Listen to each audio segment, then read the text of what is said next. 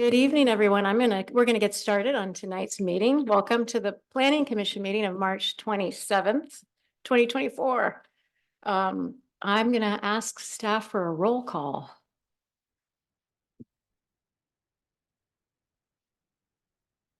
Commissioner Sy, Here. Commissioner Woodward, Present. Commissioner DeFever, Here. Chair Williams, Here, Vice Chair Amir is absent. thank you. Before we turn to tonight's noticed agenda items, this is an opportunity for anyone in the audience, either here in person or online, who wishes to speak to any matter that's not on the agenda to come before the commission to speak.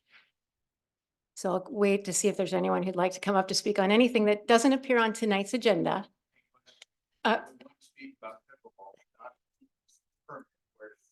Well, you can come up. This would be a time to just make a general comment. Yeah, you'll have 3 minutes. So if you could come up to the microphone, this is your moment. State your name for the record. Excellent, thank you. Right here. Right there. Okay. Thank you. Testing. Ooh, it's loud. I don't want to blast you guys out. Okay. We realize this is about TPC. And your name. Oh, I was going to get there in the next sentence or two, Perfect. promise. I put it in an upfront introduction. So we realize this is about TPC pickleball, and we're TPC members and not opposed to that application. But we are concerned about pickleball and lack of regulations in our community. That's my 2-minute talk. So my name is Steve Bendinelli. I reside at 735 Hillary Drive in the Hawthorne subsection of town. My wife and I have owned our home since 1994. She's a lifelong resident and I'm a Marin native. We're not anti-pickleball, and we are open-minded in our thinking. That said, we have grave concerns that there are little to no regulations in the town of Tiburon to regulate this fast, growing, and popular sport. Our neighbors across the street on Hillary Drive recently installed a sport court, as they called it, without ever telling us pickleball would be played there. Needless to say, we're not pleased when they play, and it totally degrades the quality of our home life. This is stating our feelings mildly. I've measured the noise level at about 90 decibels from our deck, which is directly across the street and about 50 feet away from their edge of their court, with the constant popping noise when the ball pings off the racket. That is peak noise, 90 dB, which is earplug level at a music hall. To add insult to injury, these neighbors installed the court in their front yard, about 10 feet from the edge of Hillary Drive. Hillary Drive's narrow, as you know. There's about a 20-foot buffer to our deck and another 10-foot buffer to our master bedroom and all our main living areas and bay views. So we're facing the brunt of it right across the street. And let me tell you, next time they play, love to have you over. See if we can have a conversation. What we're really concerned about is town of Tiburon guidelines with respect to noise and land use compatibility show that anything over 70 decibels in a residential section is clearly not with the guidelines that I could discern that are impacted by the town based on charts and regulations I saw within. And again, I reiterate, 90 dBs is about where you should be wearing earplugs. We were astonished to learn that the town of Tiburon has virtually no regulations regarding pickleball itself. We understand that there's height limits, and if you put in poles and permanent structures, there's regs. But if you install a sport court in an existing front yard and paint your stripes, you can play it. I was frankly blown away that is allowed in this town where we value the quality of life we do and have the residential values we do. So it's really mind-boggling. I would just ask, and it's a rhetorical ask, why is this the case? We're here for TPC, our members. We don't oppose what they're doing. And in a big, broad sense, or in a big school setting, or in a big park, we get it. But in a neighborhood with narrow streets, it is absolutely insane that we don't have regulations to do it. Thank you so Thank you. much. I'm just pointing out that your time has expired. Okay, last sentence. Furthermore, I'm asking the town not to grandfather any existing pickleball courts when they do get around to making some rules to ensure that any existing pickleball court is in line with any regulations that are eventually and hopefully enacted. Thank you. Thank you.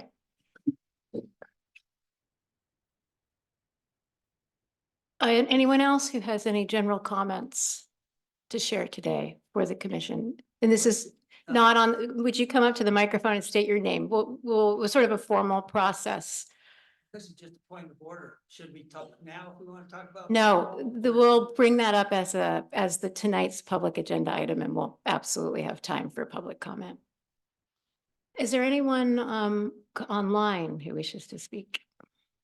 Chair Williams, there are no hands raised for public comment. Okay, thank you. All right, we'll take a moment to see if there is any staff briefing or updates for the commission.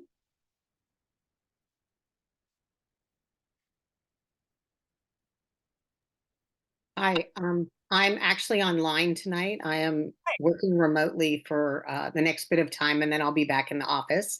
It's great to be here. I don't really have any briefing at this time, but I just wanted to let you know that I'm here and to let Chris know that my video is not working. So I'm happy to not be on video, but just so you know. Thank you. Thank you. So that was our Community Development Director, Dina Tassini, who's now back working remotely. It's nice to hear your voice, Dina. I'm sure we'll be hearing more from you in a moment. Yes. So we'll turn to our minutes. We have a couple of sets of minutes to review tonight. The first are minutes from the last time we actually discussed this issue, December 13th, 2023. Just would ask fellow commissioners if there are any revisions or amendments to the minutes. I have one, Chair Williams. Great. On page 14, line 8, it says person who spoke about evolvement at TPC. Evolvement should be the evolution. And Thank you. that's it. Any other revisions? I thought the memos were very comprehensive. I don't have any comments either. Excellent job. I will make changes to Lucas's last name, which is incorrectly spelled throughout, which I thought I changed. So I'll make sure before we finalize these that I change those. Excellent. Okay, very good. Yeah, that's important to be accurate. So I'll make a motion to approve the minutes as amended and ask for a second. I'll second that motion. All in favor? Aye. Aye. Aye. All right, the motion carries. We'll look at the next set of minutes, and these are the minutes of February 28th, 2024. And I believe we have a question actually, as I don't think those minutes were included in our packet. Commissioner DeFever just pointed out prior to the meeting, Unless I, unless we missed them. yeah, unless I printed, somehow my printer forgot to print them or something, but I didn't review the February minutes. They 'cause I are hadn't seen in, them. do you want to take a They're in. moment to review them? They are here available to us. They- And you were absent from that meeting, so we could, I suppose. And you need me for a vote on these or? Well, that's a good question. She doesn't need to, does not need to be present, I've learned tonight, in order to vote on the minutes, but can she abstain from voting on the minutes? You are free to abstain. You don't, because the minutes, they serve a public purpose, so you just have to review and, see if they match up to the video or, that they're clear and they communicate what we need to communicate. But you don't have to be at the meeting to adopt the minutes. We need 3 votes to adopt the minutes tonight, so it's up to you. And perhaps you don't need me. There's 3 Okay, people I other think- than me. Yeah, and I I don't want you think, to wait for me to read them. right, and I think that's probably what you'd be more comfortable with in any event, given, not being able to really read them carefully. So any revisions or amendments to these minutes? I have one minor one. So I just have a very minor change. It's page 9, line 3. Where the second half of that sentence, but it is really more consistency, as just replace the A with the 2 as to quality and durability. As 2 instead of A, very minor.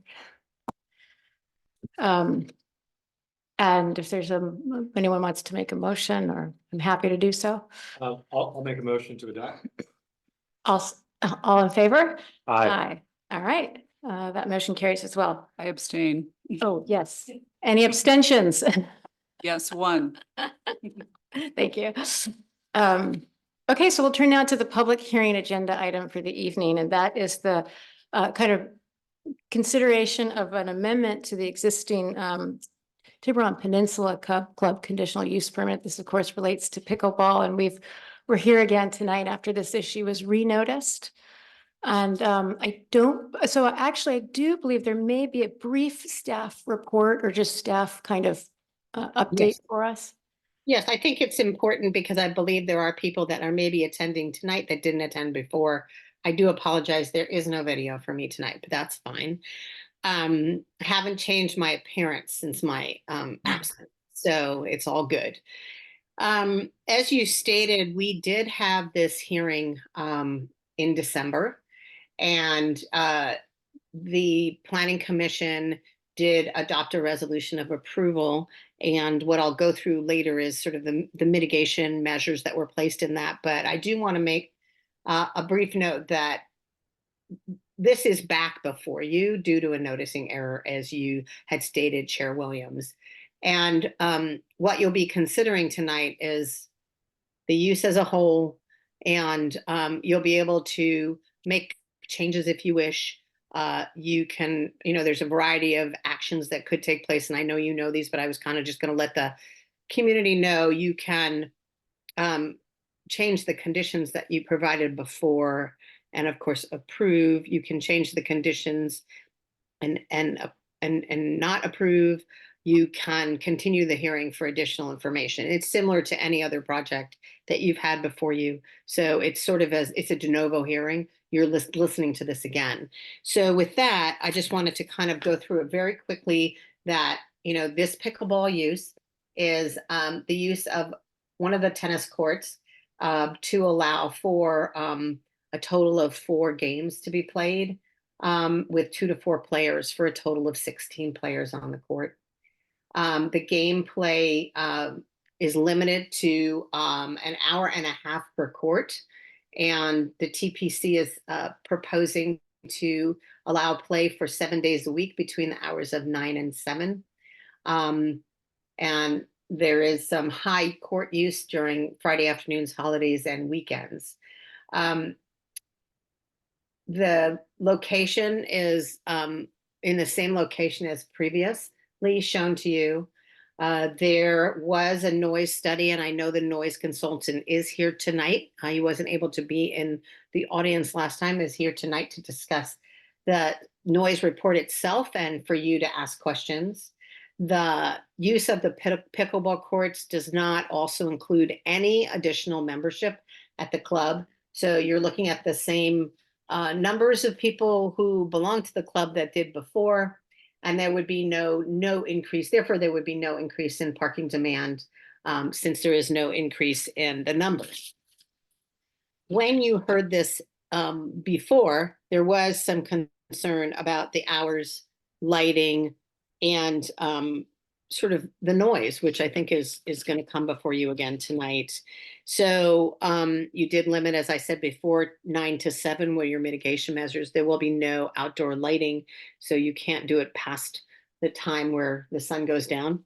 No amplified music or microphone use.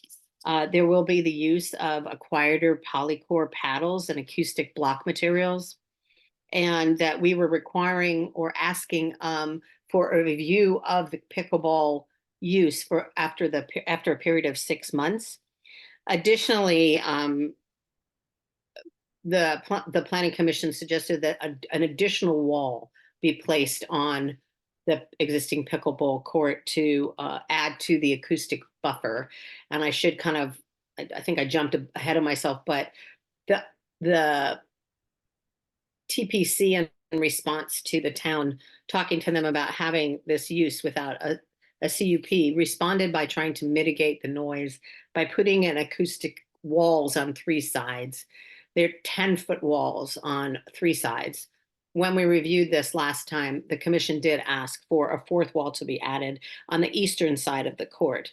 That has not been done yet, and I think that the TPC will speak to that, had to do with arrival of materials. And so that has not been done yet in order for us to see if the full mitigation works. And I don't think there's that much more to state tonight. I know there's a lot of questions and a great number of people want to speak, so I don't want to take up too much time, but I am available for questions to detail this any further. And of course, during the process to respond as well. And with that, I conclude my portion of the presentation. Thank you. I have one clarifying question, and there may be others. On that, when you outline the kind of the scenarios that are possible this evening, and you said we could change the conditions and approve a resolution. We could Yes. change the conditions and not approve, or we can continue the hearing for additional information. Is there a scenario where we can continue the hearing and change the conditions, modify conditions in the interim period? Well, I'm gonna say something, and then of course the attorney can correct me if I'm wrong, but this is what we call a de novo hearing. So in a sense, it's all new.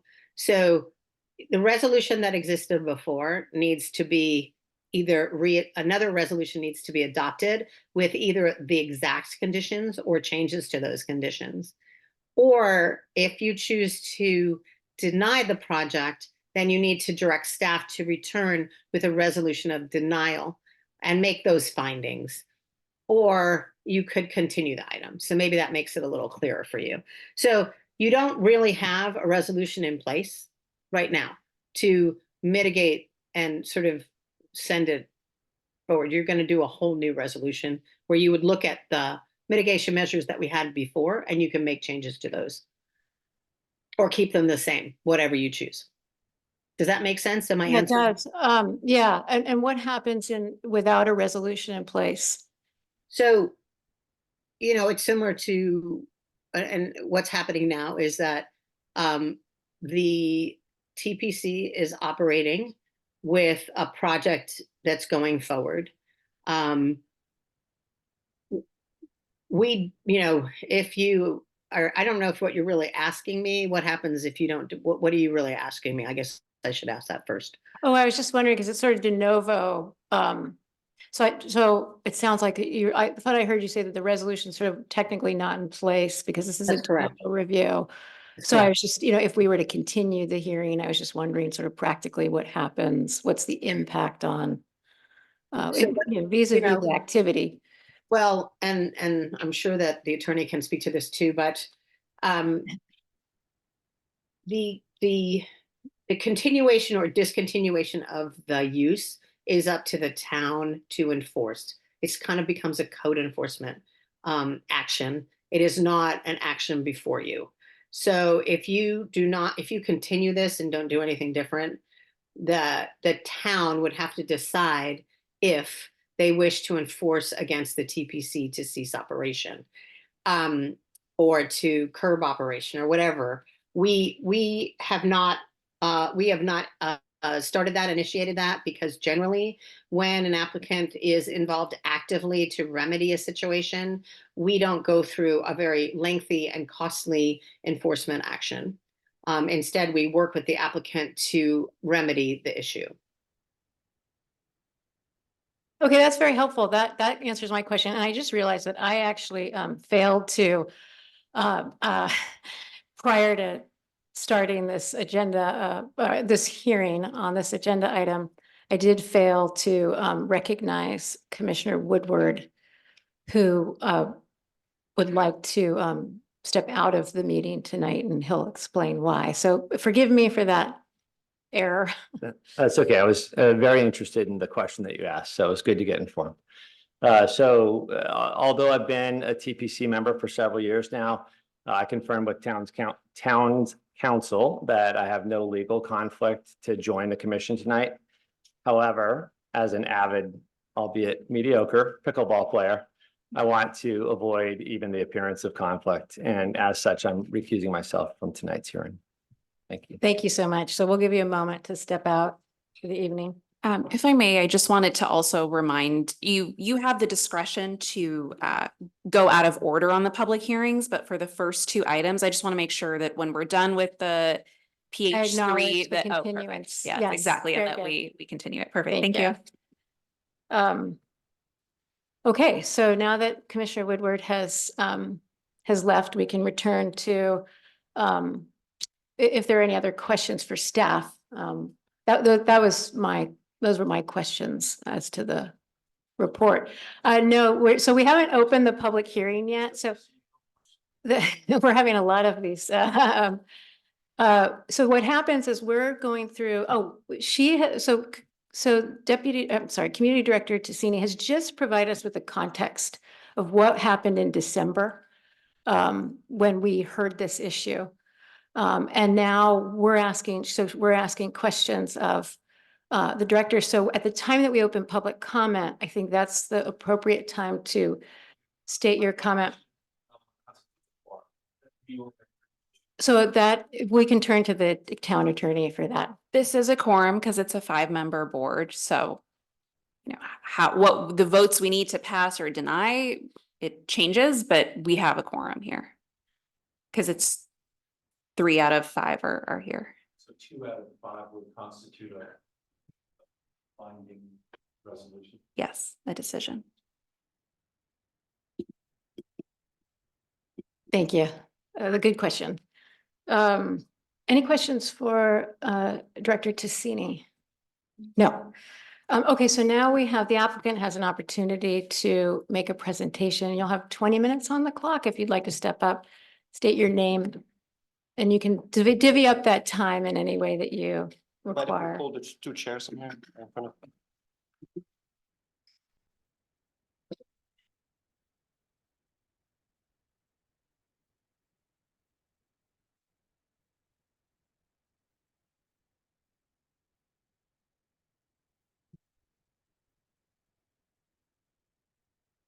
Right, hello, I'm Matt Hart. I am not a pickleball player. I'm a board member at TPC and have been working with our general manager, Lucas Monca. I've been working with our general manager on many things on the board, but one in particular we're here to talk about tonight is the pickleball use. You've seen most of this presentation already, so we'll kind of move a little bit faster through it tonight. Let me see. Well, I think she needs to start to play. Okay. The presentation is not in a play mode, slideshow mode. The presentation need to go to play mode. But while they're doing that, as I was preparing for this meeting last week, I tuned into the town hall master plan meeting on March 20th. And if you haven't seen that or talked with the town council members about it, it was really interesting. It ended up turning into a pickleball meeting.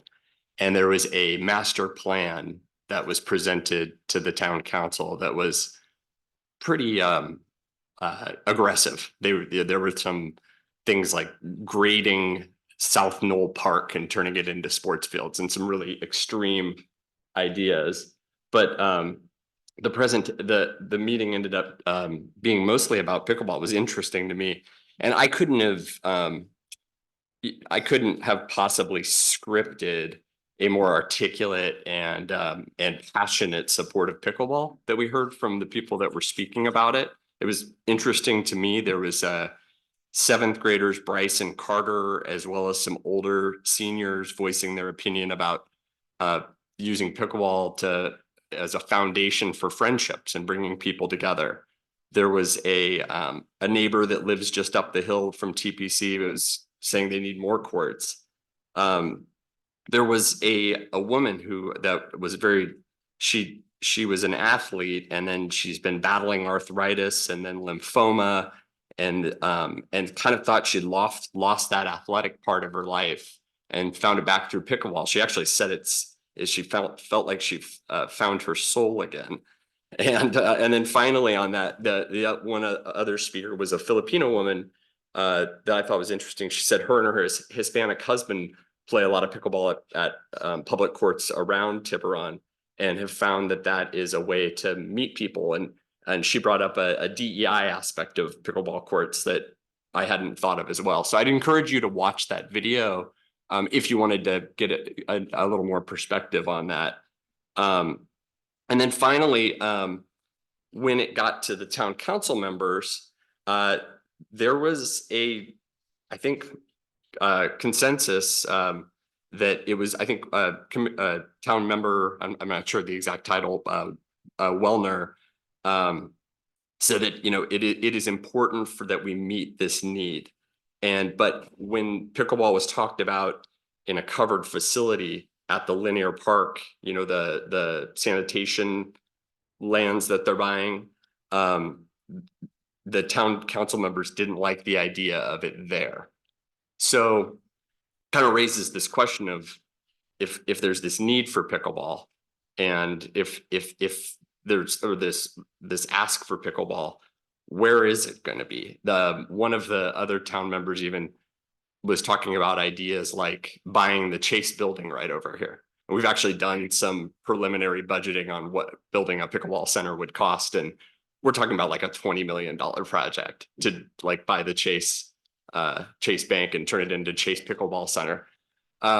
So the feasibility of where to provide pickleball is a big challenge, and we understand that. So we're here today to talk about to ask for our conditional use permit to allow for the use specifically of pickleball. And I think we established last time that TPC has been operating within the guidelines, the rules set by the town of Tiburon. And we brought we did last meeting. I remember you were put in a difficult position of having to answer some pretty technical questions, and we weren't prepared to answer all those. So we invited Elias, our sound engineer, that did a bunch of studies for us. And then I'm going to hand it over to Lucas, because the other thing we wanted to express with you today is, although we are working within the rules and the guidelines set out, we want to be good neighbors. We don't want our neighbors to hate us. And we're doing some more preventative efforts to mitigate the noise issues to our neighbors, and we will continue to do that. We'll continue researching. So I think I'll hand it over to you, Lucas, and maybe we could talk about I've already kind of talked about we talked about that last time, maybe a little bit about TPC. Go ahead. Okay. So then also just refreshing from our last meeting, TPC has around 2,000 members that reside in the peninsula. So we are not a community center. We've addressed that the last one, but we do make up 20% of our community and a large portion of the pickleball players. So with TPC having pickleball, we're actually satisfying some of this large need or ask for pickleball courts within the peninsula. So without the TPC pickleball, I keep coming back to that question of I don't know where they go. We're also I would say kind of at capacity. Our pickleball courts are pretty well used. You know, we'd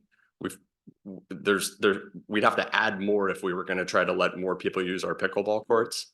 And we're one of the largest employers in Tiburon, and yeah, I think that's probably good on. We've kind of addressed this from the last time.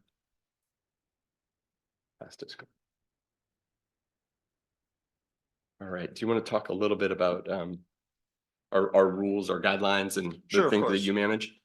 So from the beginning, and welcome back. It's good to see you guys again. So we have 4 courts right now that were obviously changed and adjusted quite some time ago. In order to proactively, as we continue to do, proactively address any noise or any interruptions to neighbor living and its quality, we wanted to make sure that as pickleball came and became part of our operation, we immediately installed acoustic fence around it, and we talked about that material previously. And that is a material that prevents sound from spreading to other courts. And I know you guys had an opportunity to visit and see it and hear it on your own. We also implemented the check-in system so that our members, through our information and our staffing, use Polycor paddles only. That's something that we were making sure that continues to be enforced, so that it's the quietest paddle that is currently or was at the time on the market. We also don't play beyond now 7 p.m. And that has been also cut short. So, and in the winter time, when before the time change, obviously that's even shorter than that. So, and with a lot of rain, there's obviously no pickleball, as this doesn't have any roof or lights in there. And then we performed a third-party study of sound to have a good understanding, provide you with some data that you can use for your decision-making process to be as objective as you can be based on allowable limits of noise that are permitted in our town. Through that process, we spent about $70,000, again, proactively to mitigate the noise as much as possible. And then we obviously hired a person to facilitate and be in that checking booth, which costs us a little over $40,000 every year. And with that said, there's some images of, and you saw this already, we also use an app to do the booking, so it's not random. We make sure that we control the flow and in and out of the court and only members, et cetera, so it relates to the capacity we discussed before. Now, after our meeting in December, we immediately, again, proactively wanted to start further research and activity to reduce the noise and impact further. We had a discussion about constructing the fourth wall and implementing another sound muting material on that side of the court. So what you see on the left picture there, and that's important, that is the new fence that we put together on which the material is going to be hanging. And the material on the right-hand side, this is the picture from that I took in another club in Southern California in LA. I traveled to, along with our court sports director, to review the properties and effects of that material that could be potentially even better than acoustic block, partially because it doesn't reflect sound as much, but it absorbs it. So on a side of that fourth wall, that material would be used. Yeah, so this would be a different material than what we currently have on the other two, and that's the other three, excuse me, but we're constantly between Lucas and our head tennis pro, they're constantly looking for, and just people reaching out to us, constantly looking for other measures to improve the sound mitigation. So that's why we're using a different material because a new technology was advanced. And it would be up right now, except for we were told the materials are stuck in a port in Oakland. So we're hoping any week it'll be up. It's out of our hands though.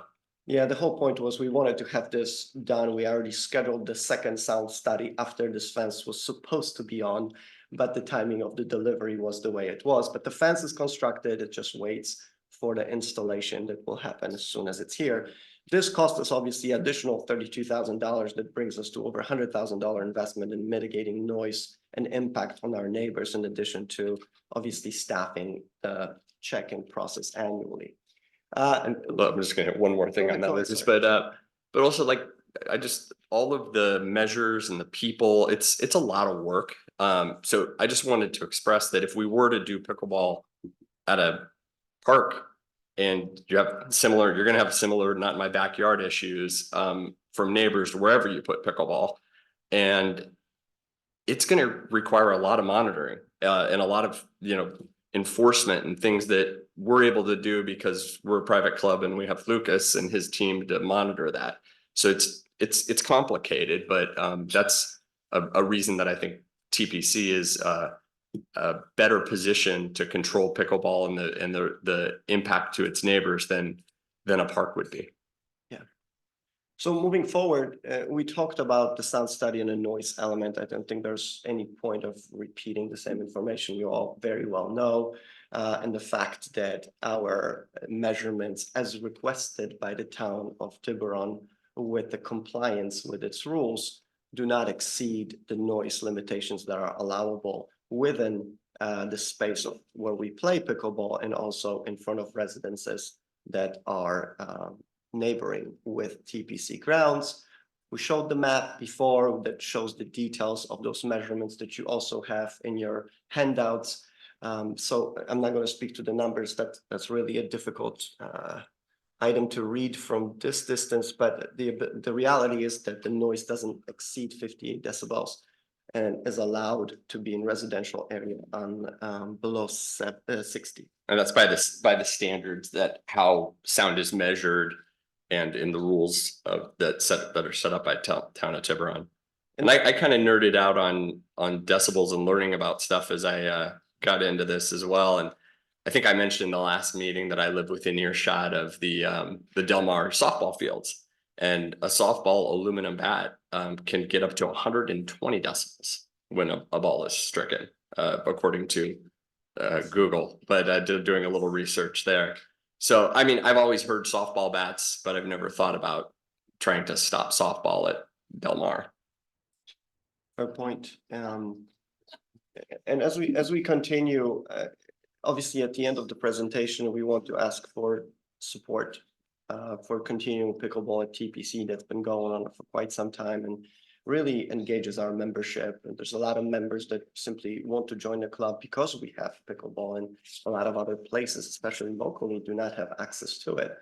So that is a big part of our offering and also a natural evolution of court sports that nobody knew about just a few years ago, whether it's pickleball, whether it's platform tennis, whether it's paddle tennis, whether it's padel.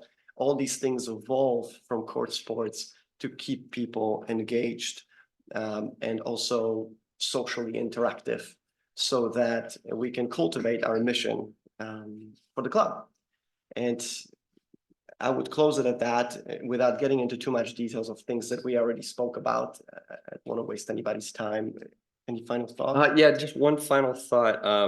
And going back to that town master planning meeting, one of the things that came up from the town council members was their interest in finding a way to do a covered facility. And there were two people during that meeting that spoke against pickleball, and one of them was also suggesting a covered or a building, a structure and we would love that. We would love to build a new pickleball facility on the parking lots. I mean, but that would require tens of millions of dollars. I think it'd be over $10 million to build a new facility, according to a contractor that we talked about. I've got some more numbers we can talk about on that. And it would require a town vote. I'm sorry, not a town vote, a club vote to get any sorts of budgets like that passed. So it's not something we can do right away, but just know that we're thinking about these things and looking into them. Thank you. Is that any additional remarks? New facility. Yeah. Oh, Lucas brought up a good point. Right. If we were to cover one court at the current pickleball courts, because I think that you'll probably ask this question later. I'll go ahead and just answer it. We just got a budget for that today that would be $1 million to cover the current courts. But that's just an initial budget. We've got some questions to do on that. Okay, so I'll have questions on Yeah. that, but I want to just reserve that question and to see if you have anything. I think you're concluding your. Yes. Yeah. So why don't we're going to ask questions. I know there are lots of questions for you tonight. I'll turn to Commissioner DeFevers to get us started, if I may. Okay, I'm probably going to ask what Commissioner Williams is about to ask. When you say a quote for a covered facility, is this just a roof or is it an entire building with 4 walls? What kind of facility is that? That was my exact question Yeah. too. Never mind. It would be in our deck, but we literally got the quote today at like 2 o'clock because they messed up the quote last week. But it would have 4 walls. And part of the cost or what drives the cost up is when you have walls, you need lights and ventilation and proper cooling, because they can tend to get pretty hot. That's what we've looked, there's probably some other alternatives that we would look into, you know, maybe we'd work with the sound engineer on some other ideas. But to do a 4-wall with proper HVAC and lighting and the things that you'd need to do, the quote we just received was about $1 million. And that's to put 4 courts, or how many courts? It'd be covering the existing courts, just the existing courts, Existing pickleball courts. the existing pickleball courts, So it's the 4 the courts. 4 pickleball courts. the 4 pickleball Okay. courts. Yeah. Did you Um, provide the specifications to the, was that, obviously you indicated what you wanted to see and that was, the quote was based on that. Did you consider several, you said you could consider alternatives to the 4 walls. Have you talked through any of those alternatives? Some, you know, Yeah. Great a question. roof with poles, a slanted roof facing the homes that are predominantly impacted? Is that something that you've been discussing? Yeah, we also talked with a contractor up in Seattle that built, or just outside of Seattle, that built a pickleball facility up there that is a roof and the sides are open.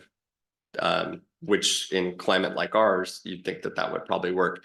I don't know that that would, I mean, we're already within the rules set by the town for our pickleball, so like it might make it better, but is it good enough? I don't know. We're already good enough by the rules. But the number I got from them was a little bit less, but it was within 10 or 20%, because you still have to do all the lighting and the foundations of these things are I'm sorry, did you 10-20% of the 1 million? yeah, I don't have the This- exact number on that. this If I count? had to estimate, it'd be around 700,000, 700 to 800,000, based on my conversations with the contractor that built that. We don't have the budget for this right now, so I haven't gone too deep in that, but we're evaluating it. Right. It's also, there's a lot of surveying work that is not being done when these contractors are here to give you a basic quote. Right, Reality of it is, as you know, because you visited the facility, that the water table is about 6 inches below those courts. So there's a lot to be considered when it comes to building in that particular location. so you're giving us preliminary quotes. That Yeah. Without Yeah, the- well, if we were really gonna Full due make this, diligence. and if we were really gonna make an investment like this, and we could, even if we could get the votes and people to raise the money within the club, we probably want to build it in a different area that's not below the water table. Is it possible, I know your sound engineer, the modeling is fairly sophisticated. And is it possible I guess one clarifying question I have is on the sound testing that was done. And I forgive me if I missed this detail, but was is this a baseline done prior to any of the barriers going in, any of the? The 3 barriers were up, Were the up, 3 okay. fronts, yeah. So but we don't have any readings for the 4th one up yet. Right. That's what you'll be doing. That's once what you- we'll What do, you yeah. intend to do once you get the 4th one up. Exactly. Is it possible to create a model that assumes a roof, some sort of roof structure or, and yes, that's a sound engineering question where you could determine from the sound study if that would be helpful, not helpful? It's possible. It's possible. Yeah. Yeah. And can you model different types of roofs? Depends on the Can you, architectures. We can ex- I think Oh, that yes, sorry. gentleman Yes. needs to go to the mic so we can have this. Yes, yeah. Sorry. Yeah, come up to the mic, identify yourself and, Hey, Thank I'm you. Elias Montoya, the acoustical engineer that is working with the existing sound study. And yes, it's possible to create a computer model that considers the future shape and materials of the roof and see the propagation through closest receptors, etc. thank you. And you can stay there because we'll have more questions for you. Yes. Oh, sorry, I sort of took over. I'm going to turn that back to you, the line of questioning I just had. We were on the same page in terms of, I think, the roof questions. Lucas mentioned that the fourth wall that you've ordered is a enhanced material. Let me first clarify, is this a sound absorbent barrier or a sound blocking barrier? It's actually, I would call it a connection of both. Yes, it's the acoustic block that we have on the courts right now. It's a reflective barrier, but this one has an absorbing properties as well. So the new It portion, blocks and it absorbs. the new portion does also absorb. Correct. And are you willing, if necessary, to replace the other three walls with the new material if the new material really works quite well? Well, that's the whole point, right? Understanding our investment versus the decision that planning commission makes determines the prudency of my decision making, if that makes sense. Of course. Yeah, I'm not asking you to promise anything. Yeah. Well, like I said, as I think we already showed over time, is that we are trying to be proactive and trying to do things without being asked because we believe that we want to be a good neighbor. And that's the whole point. And we want to continue to execute that process as much as it's reasonable. Absolutely. I probably have other questions, but not at the top of my head. If you have another one, I please actually go. do have one again about the modeling. It's actually just a question, and forgive me for not asking this at the last meeting. And this has been, I've had an opportunity to visit the TPC again, to visit neighbors, to think about this more deeply, which is what I had wanted to do and had expressed at the last meeting. But I didn't ask in the beginning how you selected the court where you've put the 4 pickleball courts. And I don't, as I was out at visiting with neighbors and looking out over the courts, there's a court that's closer to the parking lot. It's just sort of right as you enter the courts to the right. And I was curious what went into your thought process when you were selecting the courts? And again, so that's the first part of the question. The second part is, can you model, without having to move anything around, can you model what play at that court that's closer to the parking lot with what that impact of sound would be from that location? And yeah, let's pull up the map so we can. Up at above, just sort of above the yellow If I push, square. if I push this button, does that? There you go. Okay. Yeah, So this Just is go where the up. courts are now, and I think you're referring to this Exactly. court right here. exactly. Like I said, I'm not a pickleball player, so I wasn't involved on the board at that time, so I don't have an exact answer to that. The second one would be, I guess, would that materially change the modeling if we moved it up 1 court? Yeah. That's the big advantage of the computer modeling. You can move whatever you want the eventual or future pickleball and see how it affects the acoustic or environmental place. I mean, in place. That's the good advantage of the computer model. You can check basically the noise, the existing noise levels of any pickleball, and then move those courts to any place and see how the noise propagates. Great. Thank you so much for that clarification. Yes, I'm Peter sorry. side, please. Did you do computer modeling on I that? did it. You did, okay. I was personally did the computer model. And you're saying you did do computer modeling if the pickleball courts were moved?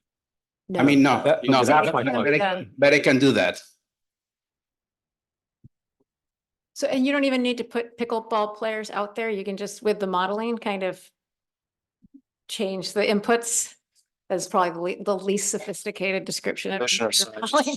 just a point to make is we actually modeled just proactively. We also modeled 8 courts, meaning the one at the bottom and the one on top together to understand what the noise impact would be if that was ever happening. And that noise was still under requirement of a noise element. Right. I understand that. I think our considerations may be broader than that. Okay, so it's helpful to know that can be looked at. Yeah, that was this here was when Right. when we had them both going at once, Right, that we ended right. up in the high fifties. Yeah, that's interesting. Okay, thank you. Did Commissioner Sai, did you have any further questions while I we do. think about ours? I have a few. And mostly these are questions of clarification. I think that Mr. Hart had indicated that there are existing barriers in place on the courts. Is that right?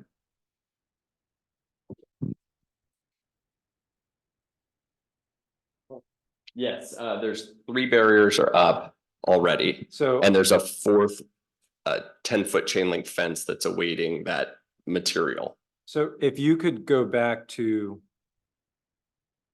This one. maybe, Yeah. okay, let's, So this is that new 10-foot fence that was up, and then you can kind of see that's one of the 3 walls over there.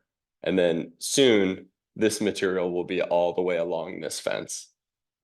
so the plan, and I think this is the reference you made about something getting stuck in transit right now. The Mhm. expectation that you have underway is to add a 4th sound barrier that Lucas, you described as both absorption, I guess, on some level, and also sound blocking too. So it'll be all 4 Correct. walls, okay. And will that sound absorption material, for lack of a better description, cover all 4 of those walls?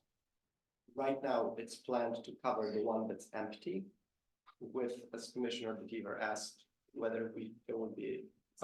Understood, and I think I understood the point you were making, which is you're maybe, you feel, if I'm understanding you right, that maybe you feel you're stuck kind of in a position of not sure if you need to spend the money on it or not. Putting that aside, and I appreciate the point of putting that aside, have you looked into how much it would cost to replicate that sound barrier material on all other sides? What is that cost? It's around 50,000. So you mentioned also, or one of the two of you mentioned, that, actually, Lucas, I think you did, the issue of paddle material and ball material. Are those issues that the club is thinking about right now or is already implemented? We implemented that already. The polling for paddles are the ones that are used exclusively.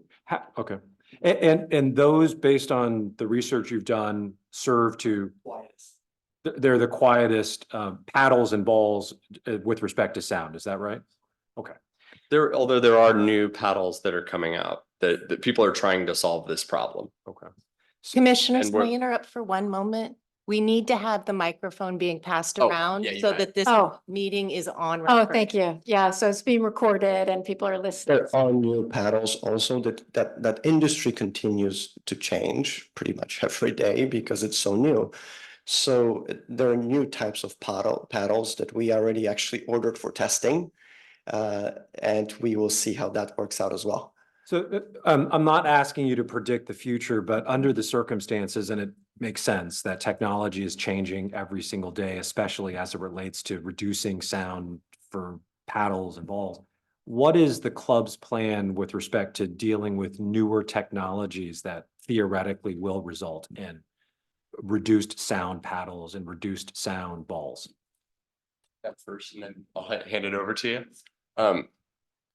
Sorry about that. We'll get this down. But in the past, when we first recognized that there was a better solution, the Polycore paddle that Lucas referenced, we required that we bought some for the club and people could check them out. Pickleball players are apparently pretty particular about the paddle they play with. So what happened is a lot of members went out and bought their own Polycore paddles. You'd have to get them checked and get a little sticker on it to where when you check in, everybody knows that you're playing with the proper paddle. And that's part of Lucas operations too, is just having his team monitor that. Speaking of the future, I'll hand it back to Lucas. But yes, we are.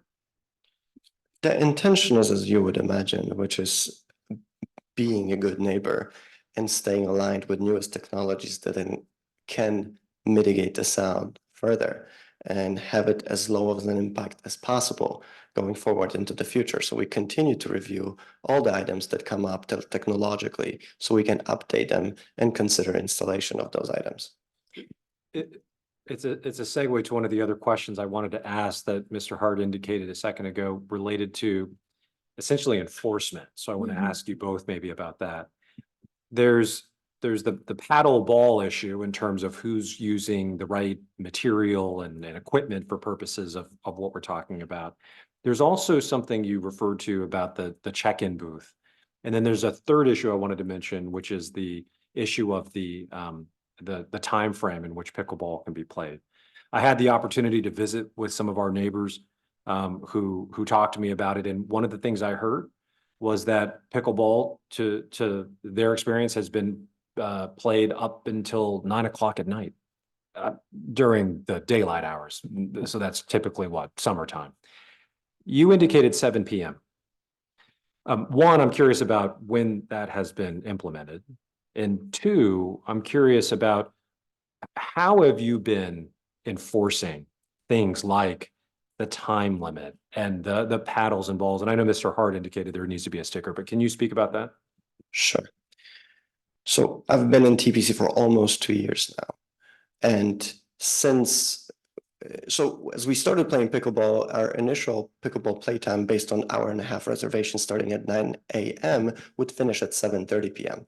As of last meeting, you guys remember this conversation, you asked us to play until 7 p.m., which we obviously comply with. So we cut that last reservation by half an hour and we play until 7 p.m. There is absolutely zero chance that anybody is playing pickleball at 9 p.m. or 8 p.m. because our staff is going to close the courts and kick anybody out. And I can show you camera footage from as many days as you'd like to see. And we check that, test it, and have a staff posted for that particular reason. So if somebody has that from before I was at the club, I can't speak to that. But since I've been there, that's what's been happening. Now, when it comes to walking through and checking the paddles out, yes, the Polycore paddles, that's a requirement. Another point was that we had a whole campaign to all the members of TPC to ensure that the paddles that people are purchasing are also Polycore paddles that we can check. So that we know, because they use the same exact paddle coming forward. We have a particular group of members that come in and book our courts, and we have obviously the constituency of that. So we check them.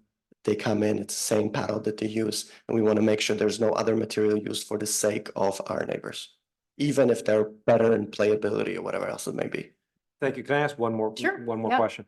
So I want to ask whoever wants to field it about the issue of engagement with the community, whether it's the surrounding community, the one that would theoretically have, I think, the most skin in the game as far as the noise issue is concerned, outside of the immediate area.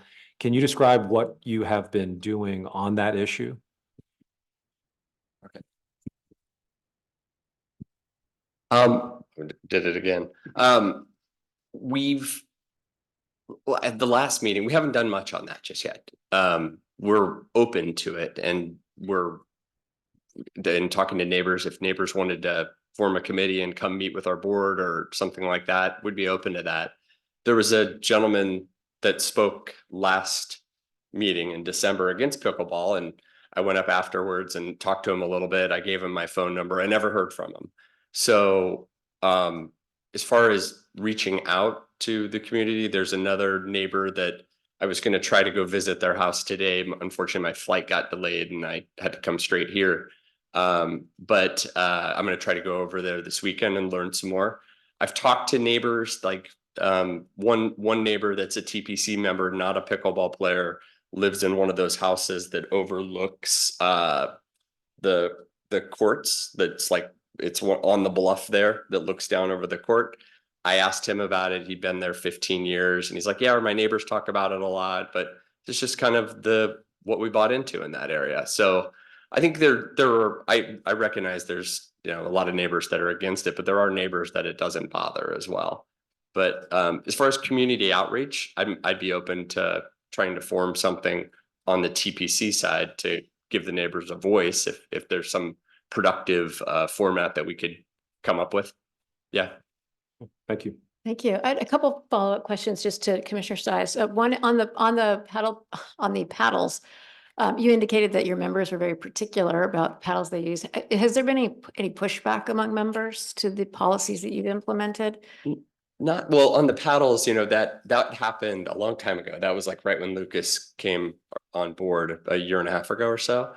And I'm sure there was probably some pushback because people are like, oh, I just bought $100 paddle and now I have to buy another $100 one. So one of the ways he solved that is he bought some paddles and said, Right. you can check Are them they out. available for checking? Yeah, so we can't ask our members to just jump on and buy a new paddle for every new technology if it's a little bit better. But if we can, I would bet there's enough people working on this in the sports equipment world that at some point in time there will be a better solution. And we'd probably do a similar procedure to what Lucas did when he came on board a year and a half ago. But it's hard to predict exactly when that's going to happen. We don't know what that paddle is, and we'd want to talk with we actually have also formed. And to Commissioner Sai's question, this kind of addresses that. During the days of COVID, we lost kind of our committees. We had different committees that would then take on a problem and then recommend a solution to the board.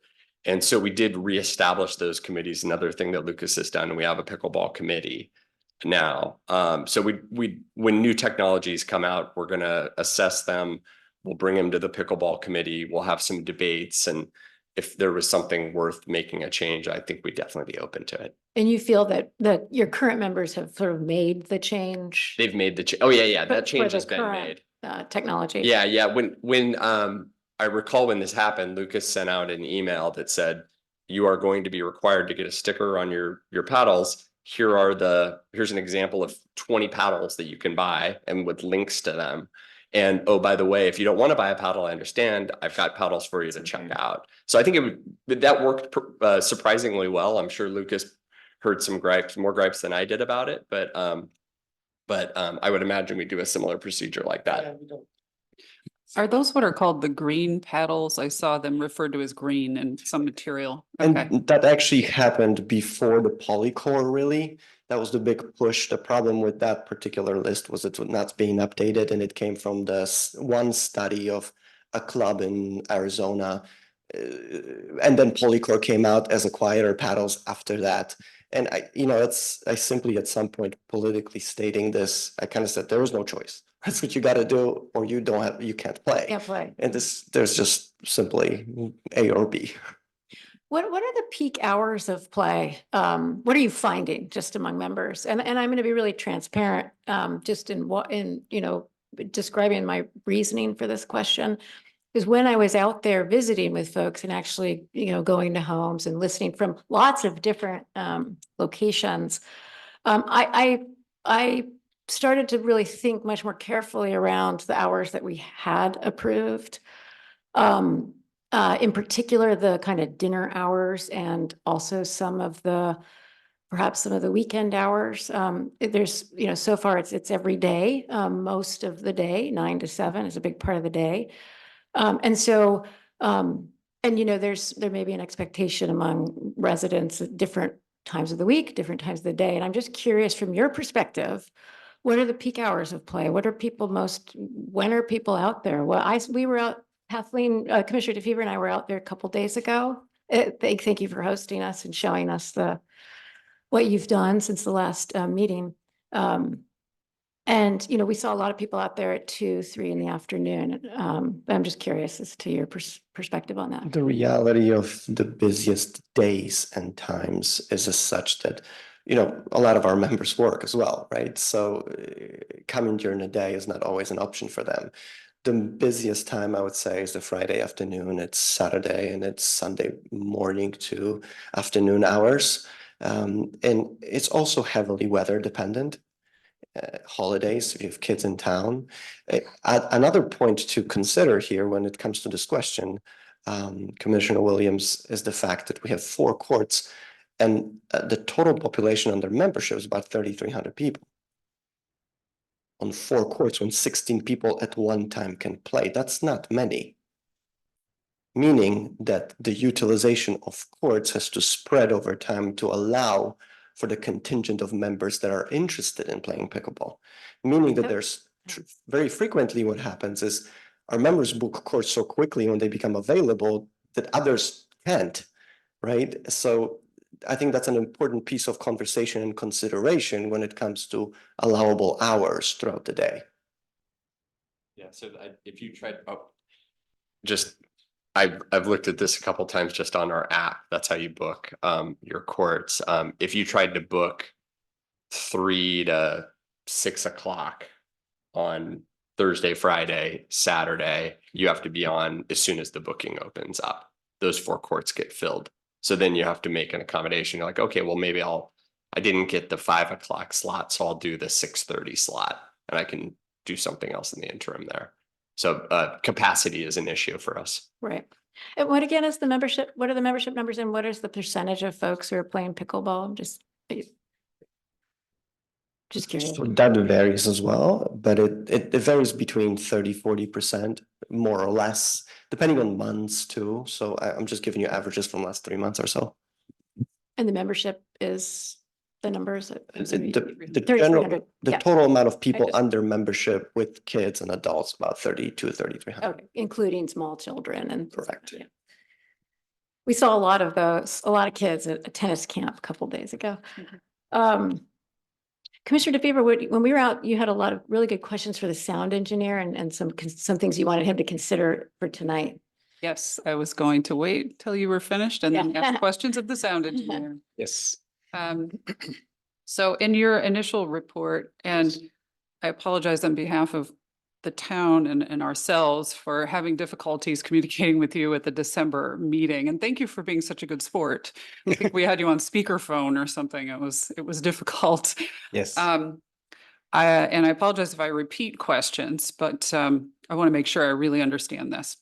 So the tables that we received in your report, I have in front of me table number 3 that is titled Tennis and Pickleball Noise Levels.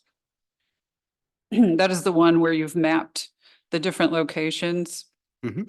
And you have different categories, ambient plus tennis noise level is the first one, then the second one's tennis and pickleball noise daytime level, et cetera, et cetera. And I think you answered this in December, but these are averages, right? These are LEQ. Yeah, those are average LAQ. Okay. Okay, yeah, that's what I thought. Just wanted to make sure. And I also asked at that time, and I asked your colleague when I was on site with Commissioner Williams a couple days ago, if you could produce data that shows us some sort of maybe an Excel file or something that shows us the spikes in the noise.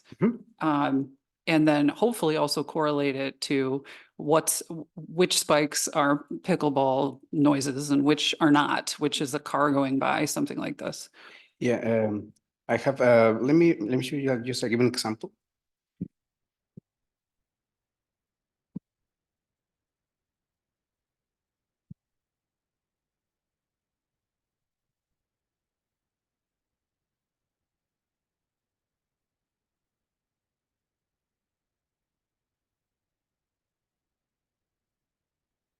And just for the record, also the sound study was conducted exactly as requested by the town.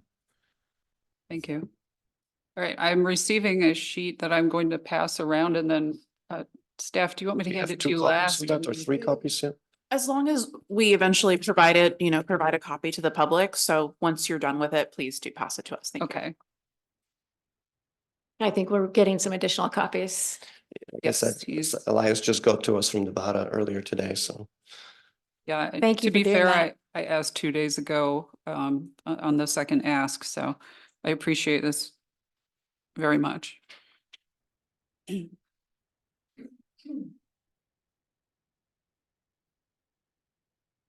Okay, so to let everyone on Zoom know, I'm looking at a graph that shows the spikes of each sound, and they're in different colors. And it shows how often the spikes go up past certain levels That's we. and at different time intervals. Right. All right, yeah, so yeah, as you can see there, there is like a graph showing like 30 minutes of measurements done at the court itself. And as you can see there, you can see a lot of spikes, like that change every minute or every second. So that's one of the characteristics of the noise. It varies a lot from 1 second to another. That happens with pickleball, that happens with traffic noise, and even it happened here. So And this is a 30-minute span of time. yeah. Which 30 minutes did you choose? So basically, based on the records, those 30 minutes belong to pickleball, people playing pickleball at the courts. So as you can see there, you can see like peaks, and because those peaks varies a lot between 1 second and another, we use LEQ, which is basically an average of those peaks, right? So as you can see there, the max L max recorded was like around 80 decibels. I was used 1 second. And because the peaks are difficult to quantify, or basically it's difficult to identify if that peaks belong to some like tapping noise or bird singing or some people having a conversation. We use like percentiles or some statistical metrics to basically to quantify or define the peak levels during that time. I was talking to Lucas and explain, also we talk about how the peaks are measured, and based on that graph, the L max or the peaks are around 82 or something. The LEQ is like below 60, but the noise that it's is there for 1% of the time. That means like 18 seconds. It was like 60. Remember the name? It's 18 seconds and 30 minutes. Exactly. So basically, sorry if I don't have more copies of the graph. They're copying it for us now. Yeah. Staff. is Actually, it'd be very really flexible. helpful if we just pause for a moment, because it's hard to process what you're saying without the Yeah. graph in front of us, There you for go. me at least. I apologize, your copies have my, that was me who circled in the right-hand side. No, they're all copied that way now. So I just Great. want you to know that I added Got it. that circle Got it. around the top criterion on the right-hand side. And this reading was the one that was done on the pickleball courts, not the other sites at the neighbors. So this would be the loudest Right possible where it's location happening. on the court And- there, and- yeah. So it's Oh, 30 okay. minutes of 30 minutes of measurement while pickleball is in play on the courts, measured from Exactly. the courts. Yeah, and what I learned from Elias and Lucas on this too is if we were to try to do the same reading in the neighborhoods, we'd have to somehow figure out a way to monitor it, because if a car drives by and if that's the reason that it goes to 80, then we'd have to like restart it or somehow cancel that out. So it's a little more complicated to do that same reading in the neighborhoods. But we could try, I guess. Understood, I'll yeah. hand the mic back to the expert. Madam Chair, may I ask? one Yes, clarifying absolutely. question? Yeah, please. As to Mr. Montoya, as Yeah. to this 30-minute look that you did, do you recall if tennis was being played on the companion courts? No, it was only pickleball. It's only, okay, thank you. And how many people were playing pickleball? I think like 2 or 3 courts. I gotta take a look at my records. I don't remember the exact name, but we took care of, like a good measurement from the pickleball activities. So like I said, there is like a line, like a green line that represent, it says L1%. So basically that line indicates like a percentile. So if we consider 30 minutes of time, the 1% of that 30 minutes, it's like 18 seconds. And the level there is like, let me see the, wait a minute. Thank you very much. All right, it's 17. Okay, that's it. So that means during that 30 minutes period, only in 18 seconds, the peak levels were above 70 decibels at the court. We don't even know that it was an actual pickleball that was making it. It could have been, Exactly. someone yelling because they missed a Exactly. shot. That's another challenge with the peak values, because we don't know most of the time if those peaks belong to either pickleball or a car pass by or some bird singing whatever. But if we Probably consider- at the court, it would be, even if it is a person playing pickleball yelling, that, I consider that part of pickleball noise. yeah, but in worst case scenario, considering all those peaks belong to the pickleball noise per se, only Right. 18 seconds of that time, the peak value were above 70 decibels. This is very helpful. Yeah, Okay, and I see the LEQ line is, exactly. The LAQ is like 6059. And the max peak value recorded was 83. okay. Does anyone have any questions about this? This is what I really Yeah. wanted to ask of the sound engineer primarily. I'm just gonna take 1 minute just to Yeah. make sure I understand going back to your full report for just one moment. Yeah, it's fine.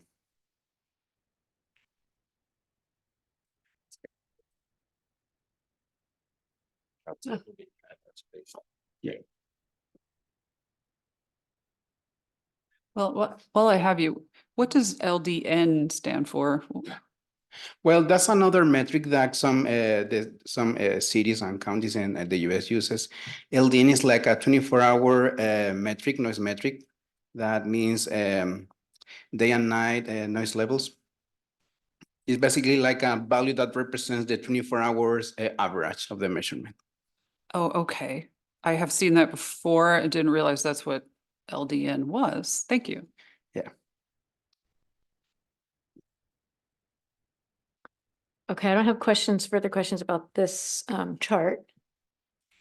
Any further questions for the applicant? Well, actually, now that I've asked about LDN, I think I know the answer to this question, but just for everyone's clarity. So when I'm looking at table 3, where it says combined tennis and pickleball noise level, comma, LDN, and then we have numbers underneath. I got into this topic with your colleague a couple of days ago. And he explained to me that you, even though it is a 24-hour average, you add weight to the nighttime because it's obviously a quieter time. Yeah, Like elaborate it's on like that. waiting for plus 10 decibels during the night is to have more conservative approach. So you weight it by adding or subtracting decibel levels, something like this, right? Yeah, but in this case, it doesn't apply that penalty because pickleball finished at 7 p.m. and that penalty applies starting from 10 p.m. to 7 a.m. That's a helpful clarification because I was confused about that. Yeah. It would be weighted if we're not testing. Yeah, those it's like a night 24 hours Yeah, metric, but the pickleball is not 24 hours. exactly. So in this category where it says combined tennis and pickleball noise level LDN, it's not actually all day and all night. It's not actually a 24-hour. No, it's not. But we still try to follow the same protocol to calculate the LDN. So it can still be called LDN even Yes. if you've capped it. Yes. You took out 10 p.m. to 7 a.m. Exactly. Okay, that's kind of what I understood, but I'm just making sure. It's really, it's Okay. very, interesting area of study. Yeah. My question about the peak hours, well, what are the hours that are the least popular? Do you have a sense for days of the week that are not as active out there? I would say probably Monday and Tuesday, Great. or early in the day.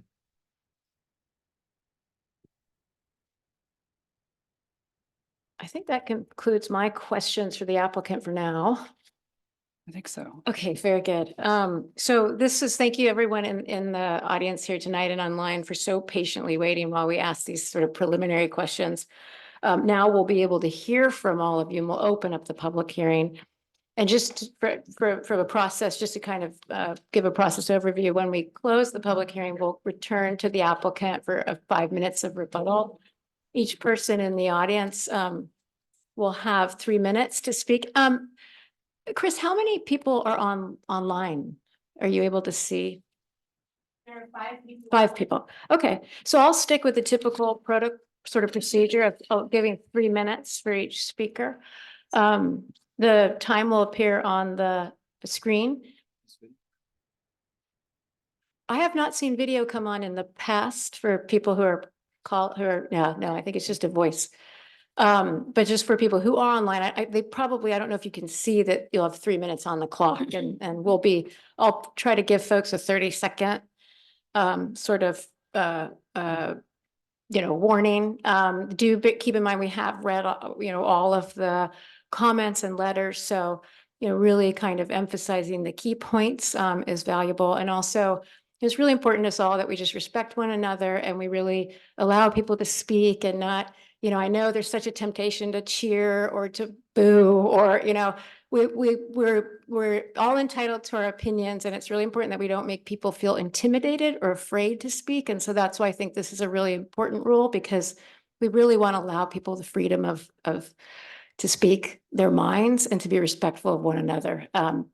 So I'll invite whoever is willing to be the first person to Yeah. step up and introduce yourself. And Chair Williams, before you start, I just Yes. want to make sure that for the record, there were a few videos that were provided to you. Yeah. We do not have the capability to show them, but I do want to make sure that whomever it is that may be in the audience or maybe listening knows that we did share those videos with you and they are part of our record.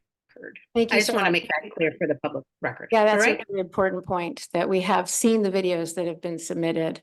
They are part of the record, but we're not able to play them tonight. And Thank you. Hi there. Good evening, Madam Chairwoman and members of the commission. It's nice to be here again and to see you this evening. My name is Roger Borchard. I'm a Tiburon resident at 1496 Vistaza West Street.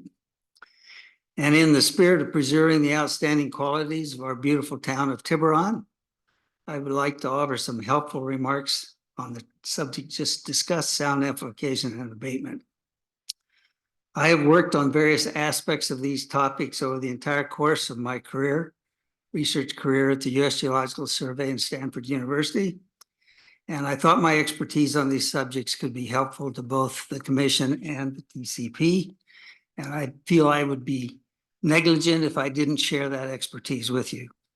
I hold a PhD degree in engineering geoscience from the University of California, Berkeley. My thesis dissertation was on viscoelastic wave propagation, elastic or anelastic materials. I have more than 150 publications in scientific and engineering peer-reviewed journals mostly on wave propagation. And I'm the author of a recent graduate level textbook on wave propagation and ray theory published by Cambridge University Press. And unfortunately, a topic we haven't discussed yet, but I think is really important, is that sound barriers installed around the pickleball courts are functioning as a megaphone to reflect and amplify the sound reflected on 4 pickleball courts over the top of the barriers into the surrounding neighborhoods. And for these residents, the noise from the pickleball courts can be significantly louder than it would be if no barriers were in place, because the sound would just travel directly out. Now, the reason for this megaphone effect is that residents living above the courts receive the sound of each pickleball whack or pop from several places on the court. They receive the direct sound, as we saw in the photos, up to the residences. But in addition, they receive the noise from the pickleball being reflected from the surface of the court, as well as the noise that's being reflected from the barriers that are being put up. So the noise is going to be more if the barriers are up. That is, this megaphone effect of noise going upward is going to be more if the barriers are put up than if they're not there. In addition, the sound measurements provided by the consultant do not provide necessarily an accurate account of the pickleball noise levels. No offense, but let me point out a couple of things. First of all, the sound measurements need to be made up in the area on the hill where this megaphone effect can take place. And if you're on the other side of the barriers, the sound will probably be reduced and less. But it's important that you make the measurements up on the hillsides. And the time average metric is not really the thing that the residents are sensing and objecting to. It's the whack of each individual pickleball that's getting up to 80 or 85 dB and then getting amplified in this megaphone effect that's causing the problem. Now, strong evidence of this megaphone effect, I think, is provided indirectly in the signed petitions that we submitted at the last public hearing on December 13th in regard to the conversion of one tennis ball court to 4 pickleball courts. Now, if several tennis courts Oh, I'm so sorry. I just wanted to give the time is expired. I was not paying attention, so can you just wrap up and if you can. Okay. I was taking So- notes, such careful notes that I missed Okay. that. Okay, sorry about that. The option is to preserve the serenity of our beautiful Tiburon and its real estate prices going forward, seems to me, are to enclose the pickleball courts in a building, as has been proposed, or to move the courts to a different location so that the serenity of Tiburon and the St. Hilary's Preserve can be preserved. And so the installation of the sound barriers, however, and their corresponding megaphone effect is really not a solution. So I hope Thank you these so comments much. are helpful. Yeah, thank you for your I'll be happy to answer expertise and your insights on this. I'm gonna, thank you. So, okay, any next person, I'm sure there are a number of you who wish to speak, and if you'd like to line up, that's fine too. Yeah, whatever is easiest for you.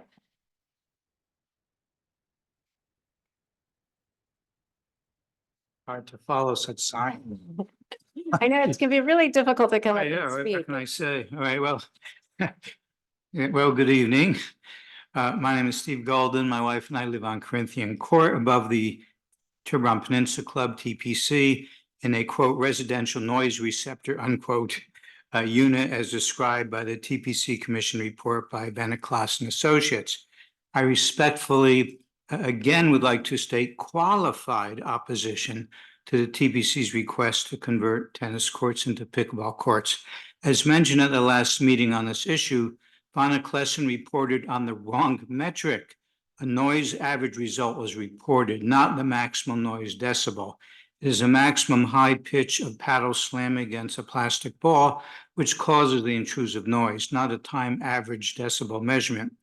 Although one member of the commission requested this critical data, the commission chose not to consider it as part of their deliberations. The commission also chose to dismiss signed petitions opposing installation of these courts, implying that they were merely, quote, not in my backyard, unquote, signatures. I can attest that these individuals signing these petitions were serious and engaged. I obtained 20 signatures. I was often invited into homes to discuss the issue. Obtaining these signatures was an educational process for me, taking over 2 days rather than the few hours I had originally planned. The commission was told that there only were very few phone calls made to the town complaining about noise from the TPC, yet the public did not know that the TPC had violated town rules and converted a tennis court to a pickleball court with neither the town's knowledge nor permission. Why would someone call the town to complain of increased noise from the TPC when they logically would assume it was due to tennis courts? The club also stated in their prior presentation that the noise in their court increased after the installation of 3mm thick Acustablock fencing around the converted tennis court. Therefore, this material is not only ineffective in this outdoor scenario, but the reflective noise hitting the court more likely was redirected up the natural ground structure amphitheater into surrounding homes. So what should be done? There are now professional companies such as Pickleball Sound Mitigation, excuse me, that analyze acoustic environmental settings and offer scientific noise mitigation solutions. TPC should be required to obtain such an objective study to include their new noise mitigation material and present this to the Planning Commission so that an unbiased, informed decision can be made. And then ideally, effective noise mitigation can be installed so that pickleball can be played at the TPC and the TPC truly can be a good neighbor. Thank you so much. Perfect timing.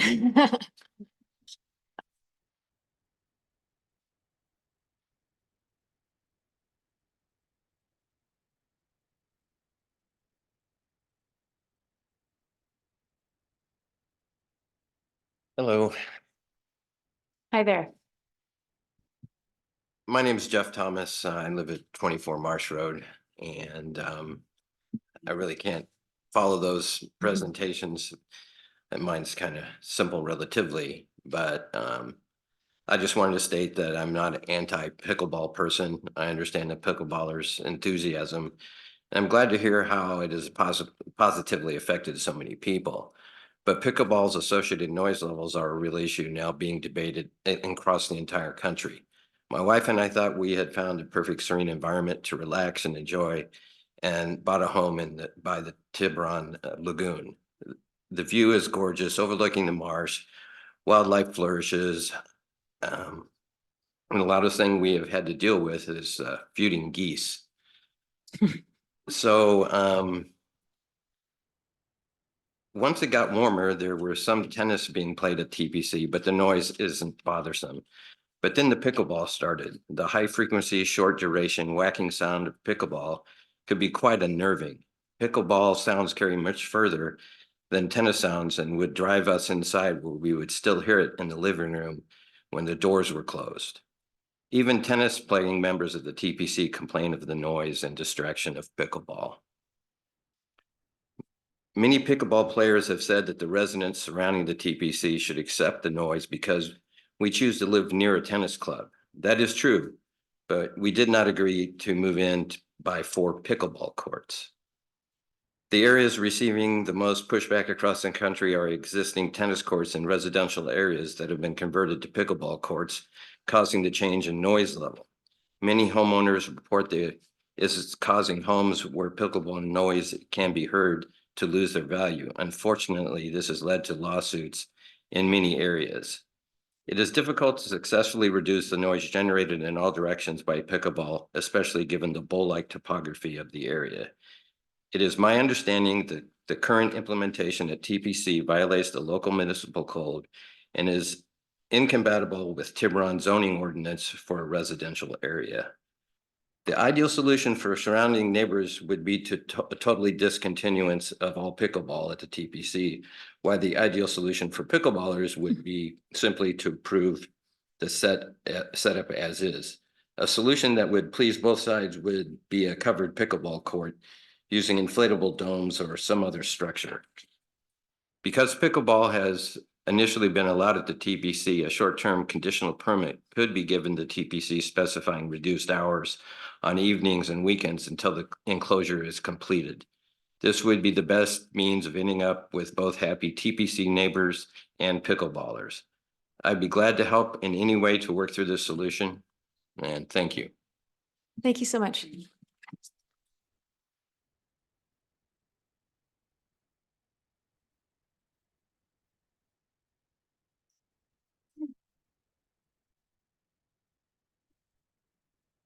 I have to take off my glasses to read. So my name is Cress Van Kulen, and I've lived at 8 Marsh Road for 24 years. In fact, I'm 4th generation Tiburon Peninsula. I remember when. So until pickleball was introduced at the TPC, life on the marsh was quiet and peaceful. My 2nd floor deck faces east, directly across the marsh from the pickleball courts. Because of the pickleball noise, I can no longer relax on my deck with gardening, dinner with friends, or quiet time reading a book. The fact is, the loud, frequent, and high-pitched pickleball strikes are beyond annoying to the neighbors. Pickleball complaints are not limited to a small group of grumpy TPC neighbors. It's an issue all over the country that's engendered numerous lawsuits. So TPC's presentation has emphasized the health benefits of pickleball, both physical and mental. What about my health? The TPC's acoustic fencing has made no discernible difference in reducing sound levels. The continuous high-pitched clack, clack, clack from sometimes 16 simultaneous players has exponentially increased my stress, while eliminating the de-stressing activities I used to enjoy. Regarding the TPC sound study and this new chart that you received, claiming that pickleball noise only adds up to 18 seconds in 30 minutes, that's preposterous. It is continuous, clack, clack, clack, clack, clack, clack, clack. We don't care what the total is in 30 minutes. We care about the continuous, irritating, annoying sound. Amazing. So what's the best interest of the wider community, not just the few minority of Tiburon residents who happen to be TPC pickleball players? Pickleball does not benefit a majority of Tiburon residents, and it's an incompatible use in a residential neighborhood. The TPC might have been here a long time, but pickleball has not. It is a new activity. The neighbors of the TPC respectfully ask the Planning Commission to deny the proposed amendment until such time as the TPC can build an indoor soundproof pickleball facility that is completely enclosed. If the commission feels it must approve an interim amendment, we would ask that the TPC be required to share the air with allowable hours for pickleball restricted to end by 5 p.m. on weekdays and 2 p.m. on weekends so that the neighbors can have some quiet, peaceful enjoyment of their own property. Thank you. Thank you.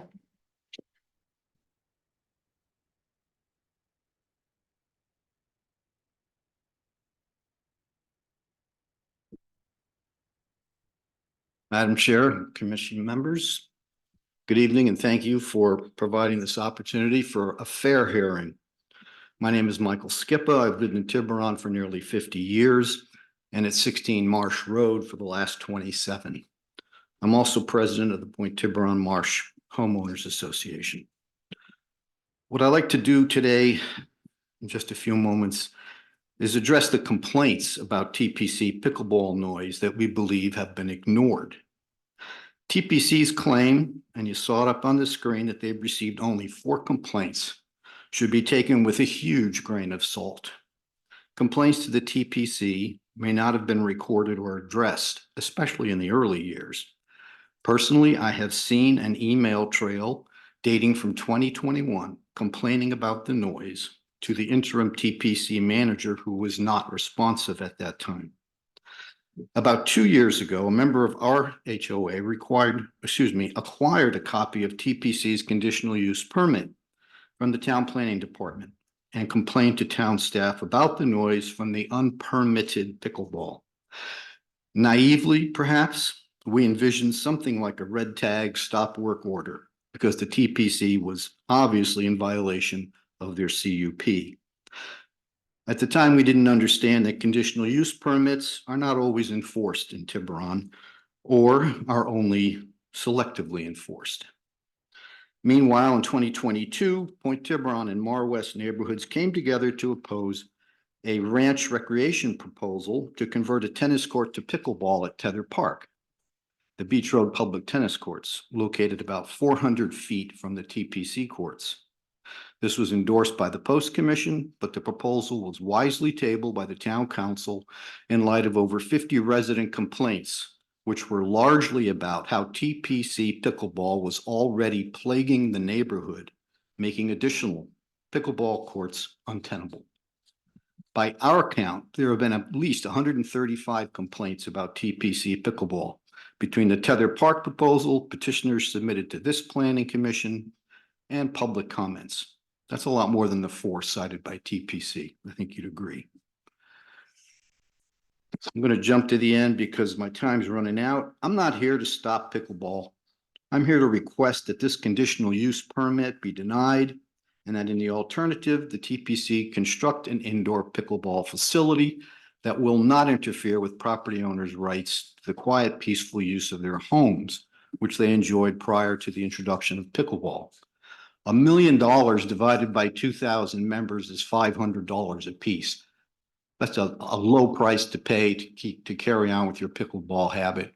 And why not put a roof over it, put lights in there, open it to the public, charge them to come in and provide a true service to the community, not just for the members of TPC. Thank you. Thank you.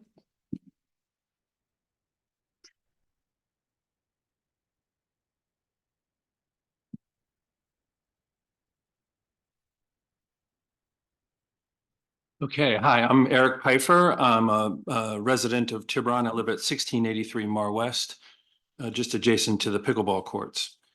I have several points here. Point number one, pickleball play does occur at all hours. My wife has videos on her phone of it being dusk in the summertime and pickleball play going on up until dusk. It happened all the time last summer. So any assertion to the contrary is just not true. In our case, the noise from the pickleball paddles penetrates not only our outdoor areas, but as some of my other neighbors said, it penetrates into our living room, into our kitchen, into our bedroom, so that we can't work from home. We can't take a nap during the middle of the day, even inside our house, much less outside our house, as much of my neighbors discussed.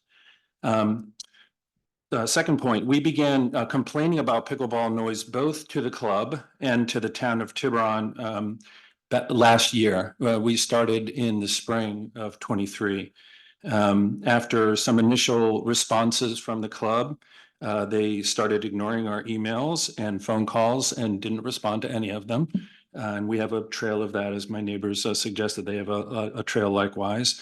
And likewise, the town of Tiburon did not respond to our emails either. And many of the videos that my wife has on her phone, we attached to those emails that we then sent to the town, and we got no response back from the town. And so any idea that the number of complaints, like the 4 that was on that slide before, is the total number of complaints is really, we complain more than 4 times ourselves, both to the club and to the town of Tiburon. So counting complaints is not a valid measure of anything. After our multiple emails were ignored, we were surprised to find that we were among the neighbors that were not notified of the December meeting. We've now met many of the people from the Marsh Road condominiums, and we know that they were not notified either. But when we did find out about the meeting, my wife and I went to all of the homes on Mar West and on Marsh Road, and we actually went to some of the condos up on the hill on the other side as well. And we got a petition together to express the frustration of most of the neighbors.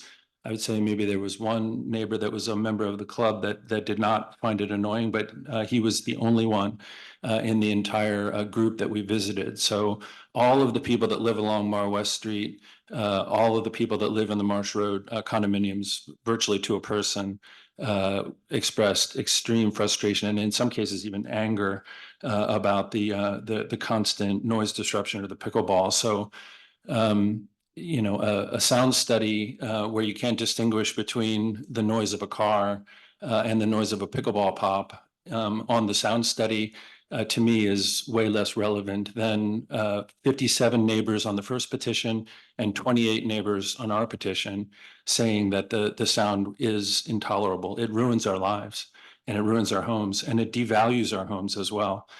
So as my neighbors suggested, the solution to all of this. Give you past your time. The solution to all this is indoor pickleball. And so we strongly believe that that's the only sustainable solution. It should just be considered to be an indoor game. And the cost of an indoor pickleball court would be nothing compared to the damage to the value in our homes. And the size of the lawsuit would be way bigger than $1 million if we had to sue the club to recover the loss to our homes and the pain and suffering. Like my neighbors, my wife and I would agree to some sort of compromise solution as an interim while the club is figuring out how to build an indoor court. And so we would, like Chris had said, we would do 9 to 5 p.m. on weekdays, 9 to 2 p.m. on weekends. We would like that to be for 6 months and no longer, after which the club would have to come back and discuss their plans for building an indoor court. We also would want the sound absorbing walls ones that actually work, because as Roger Borhart mentioned, who is an expert on this topic, I can tell you from firsthand experience that megaphone effect he's talking about is real. It projects the sound up the hill. Thank you. So, Thank all you. right. I have a follow-up question for you. Just, this is the second time we've heard on the kind of compromise hours. Yeah. And on the weekend, 9 to 2 hours. Yeah. And just in thinking about weekends, I was thinking about later start times, for example. What was the 2 o'clock cutoff as opposed to a 3 o'clock cutoff? Or what went into that? Yeah, so the neighbors that I spoke to when we were taking our petition around really miss their weekends. And they feel like the people who are playing pickleball are enjoying the game that they love. And it's, they're having fun on the weekend during the hours that we would normally be entertaining people or being outside and sort of enjoying the afternoon, kind of a lazy afternoon in Tiburon. So, and I think the other thing I would say is that many of my neighbors are fed up. They're angry and they feel like they've been ignored. And so I understand that. I think the question was more the 10 to 3 versus 9 to 2 sort of, just curious. And I'm so sorry, I'm not, able to entertain that question right now, Okay.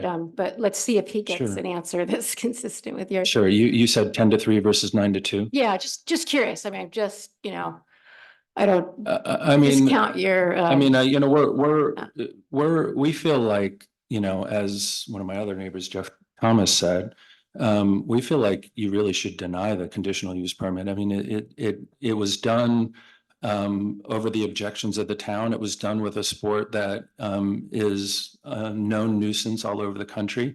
They rejected it in Presidio Heights. They rejected it here in Tiburon, on Tiburon Boulevard. Initially, they started playing up until 6 p.m. and then the neighbors got angry enough that it kicked them out. So we think you should reject it altogether. We neighbors are nice people, we love our neighborhood, we love Tiburon. And, I've met people, they've been to my home actually, people that like pickleball and swear by it. great. Okay, thank you. I understand. Thank you so much for listening. Sorry. Questions or- Yes. Okay, great. No, sorry, I'm just getting that. That would be very helpful, actually. Yes. Okay, so I will let the speakers know when they have 30 seconds left. Thank you, Chris. We've been so yes. focused on. Yeah, listening I've and been taking notes, so many we're copious missing notes the and it clock. definitely, and I could also, I had meant to maybe ask a fellow commissioner to help time keep, which I often do, but that is perfect. Please. Hi,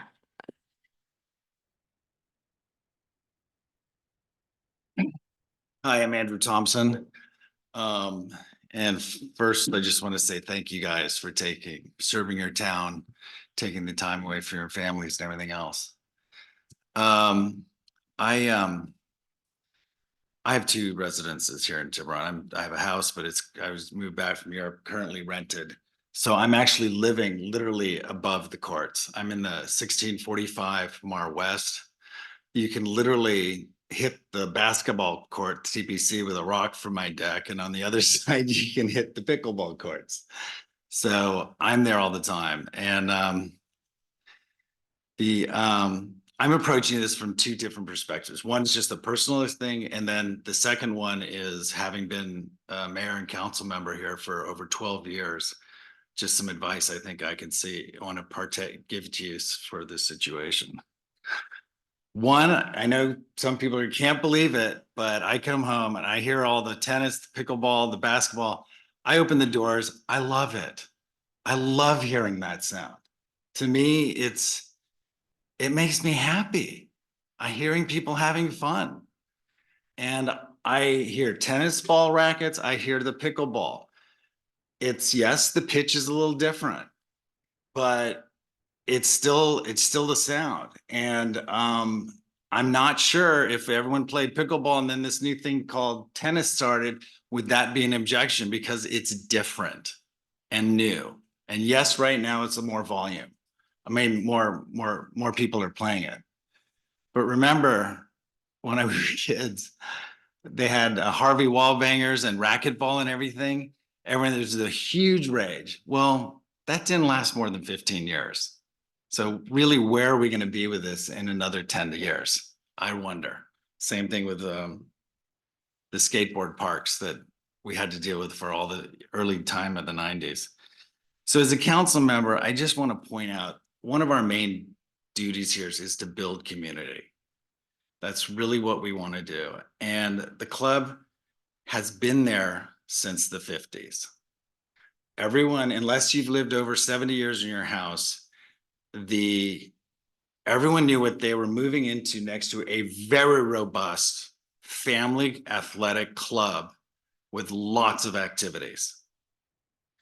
And one of the things that I've thought about since my 12 years and now the 20 years past being in office 30 seconds. is I just really feel like sometimes sitting up there, I know you want to try to address everybody's concern and fix it. But don't kill the goose of community, because our parishes, our churches and so forth, our clubs, yacht clubs, these are our biggest tools to building community.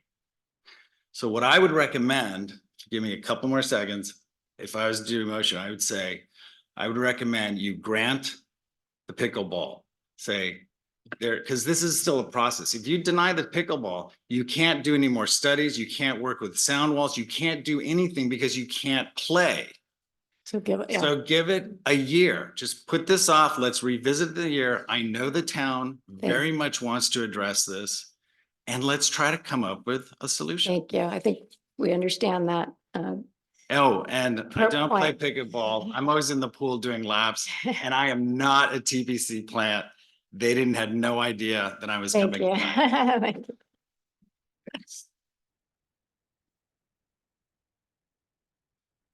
Okay, anyone else who here in the room? No, I bet there are a few people online who would like to weigh in. Chair Williams, none of the attendees on the Zoom have their hands raised. Okay. So at last chance, and then I will close the public hearing and return to the applicant. So I'll do that now. Thank you all for your comments. These are very valuable. It's always incredibly important for us to hear from people, and we appreciate how challenging it can be, and it takes a lot of bravery. So I'll close the public hearing, and I'll ask the applicant to come back up for 5 minutes to address comments that have been made. Any further thoughts that you have?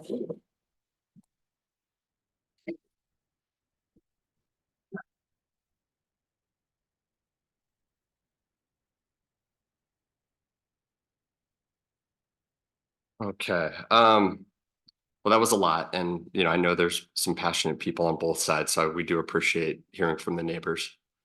Excuse me. Okay. Well, I'll speak to them. One of the neighbors, well, let me back up before I go there. So I guess starting with, we keep talking about these peaks. We're playing with the rule that's out there. That time average is the rule to our understanding. We're trying to do better than that. We're going to keep trying to do better than that. We're going to keep enforcing it. And if TPC is not allowed to have pickleball, where you have 20% of your demand, we've been playing for 3 years. There's some of these people bought their house last year. I quickly searched up 1683 Mar West, which was the person that was even insinuating litigation and suing TPC. My gosh, bought their house in 2023. So I would say you probably have a bigger issue with your real estate broker than the TPC. That said, I'm sorry, I took offense to the litigation on insinuation there, but we will continue to exceed the expectations that the rules of Town of Tiburon has set. If those rules change, we'll continue to work with you. This meeting's about the TPC, but I'd argue that we're also setting a precedent that if you don't allow pickleball at TPC, I don't know where else it goes on the peninsula. It's kind of saying no to, yeah, in my opinion, it's leading to a precedent to just say no to pickleball on the peninsula. So I'll stop with that and hand it over to Lucas. Sure, I just have a few little comments. I understand everybody has an opinion and that's fantastic. And like I said, we want to reasonably accommodate our neighbors and we've been doing this since the beginning. And we've been doing this proactively and we'll continue doing it because it's in our best intention to be a good neighbor. Now, obviously those rules will vary for some and will not for others. We follow the rules that were established by Town of Tiburon. We'll continue to do that. And if there's a request of particular nature that aligns with your rules and regulation, goalposts are set and we're going to play on that field. And we want to do it right. And I hope we proved it by doing what we have done to date. I don't want to get into too many details when it comes to some comments about the nature of sound study or the fence. I don't think it's necessary. I think the biggest part of it that I think should be taken away from it is that we feel that we are one of the leaders in the community that connects all these individuals that live in our town, and we'll continue doing that. And we want to do it through the right source, whether it's physical activity, social or emotional engagement. And we do not want to, and we don't have an intention to quote unquote, make somebody mad because they feel a particular way. We want to provide every possible solution, again, that is reasonable. And we'll continue to do that. And those are my 5 cents. Yeah, and I know there's a lot, we would love to have a covered court, be fantastic, but that's just not something we can just flip on right away. There's some more studies need to be done. We'd probably have to do environmental reports, like there's going to be, that is good. We'll take some more research, which we are willing to continue to do the research. As far as funding, we don't have that right now. These things are very expensive. That would require another vote, and it's possible it could pass, but there are people at TPC that don't pay pickleball and they probably don't want their dues going up, and we have to be sensitive to people that don't have the disposable income and don't want to give up the TPC, and maybe they aren't pickleball players. So it's not something we can just flip on. If there was as we're working with our neighbors in the communities, if it really would impact home values, maybe the neighbors also contribute to it as well, and we could work on something like that. So if we were really building a facility. There was also a comment about 30 seconds. providing public access to the courts.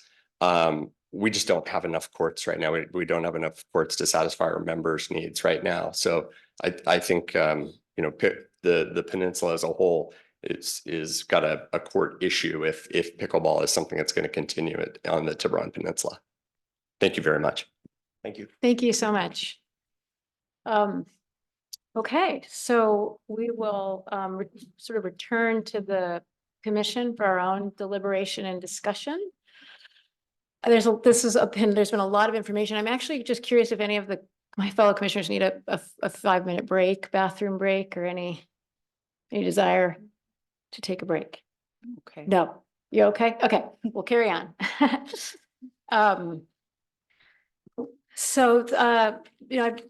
I have lots of thoughts. I don't know where to begin. I don't know if someone wants to volunteer to,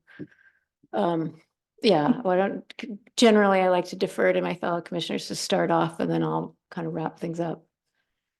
Yeah, and I certainly won't be able to, this is massively complicated, and everyone's point is extremely valid. So this is a very difficult issue in front of us. So I certainly won't touch on everything. So I always rely on my fellow commissioners to pick up where I have left gaps. But I did note some things during the course of the discussions. I want to start out with just something that I have some more knowledge about, certainly not an expert, but more knowledge than my fellow commissioners, is the sound studies. I have been involved in sound measurements in my personal life on a different issue. And this is why I was able to ask questions about the LEQ and the LDN. And in the instance I had experience in, there was a LMAX, meaning that there was a limitation, a maximum limitation on what the sound was allowed in this circumstance. The problem we have in front of us is there is no L max in any of the Tiburon. There's no specific ordinance. There's just some guidelines in the general plan, and I think they're well thought out guidelines, but they don't anticipate pickleball. So this is the problem that I'm having right from the outset. It's perfectly reasonable for the sound engineering firm that the TPC had hired to use LEQ because that is used. I've seen it in many sound studies that is absolutely used. And they're not wrong that the LEQ, which is the averages over time, appear to qualify, or at least not violate the noise exposure suggestions, guidelines in the general plan. But the problem that I have with it is that pickleball is very different. The general plan wasn't written with pickleball in mind. And a lot of the materials that we received from other sound studies related to pickleball, et cetera, point that out very aptly. It's the sound itself has different characteristics than most things that you would usually hear, like children yelling or cars driving by. And this is where I get stuck because I think I don't think the town was ready for this. I think that we possibly even need an ordinance specifically for pickleball. So I'm putting this out there also for my fellow commissioners so you understand where my thoughts are headed.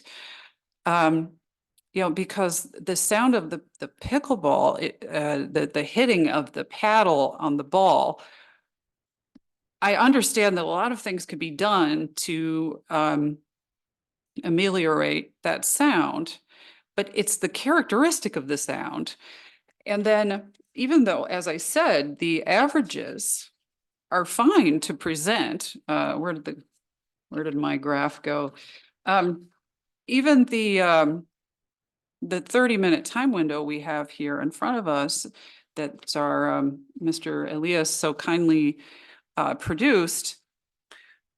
If you look at the line for LEQ compared to the L max, it still troubles me because there are so many hits. Yeah, there are very, very brief hits to the ball, but they happen so frequently that I can easily imagine, also in the context of visiting the homes around where pickleball is being played, it's extremely annoying. It's not just, the average doesn't do it justice, is what I'm trying to say. Because if you average it over time, it's such a brief period that the ball hits the racket. Tiny, I mean, I think it's milliseconds in one of the reports. And if you average that over all of the time that everyone is out there, it's going to be a low average, despite that the spikes are so tall. So again, I think we're stuck in that the town doesn't have an L max standard, but we also don't have an LEQ standard. It doesn't actually say that I'm seeing in our guidelines, which is another issue because they're not actually an ordinance. We have land use character. Favor, do you mind reading the sharing? I was just about to do that. We have a table in the general plan. It's table N-2, community noise exposure, which the TPC's sound engineers, Vinik Klassen, did cite to, and I credit them for looking that up and citing to it. Category 1 is residential, and it says in parentheses, interior noise levels not to exceed 45 dBA.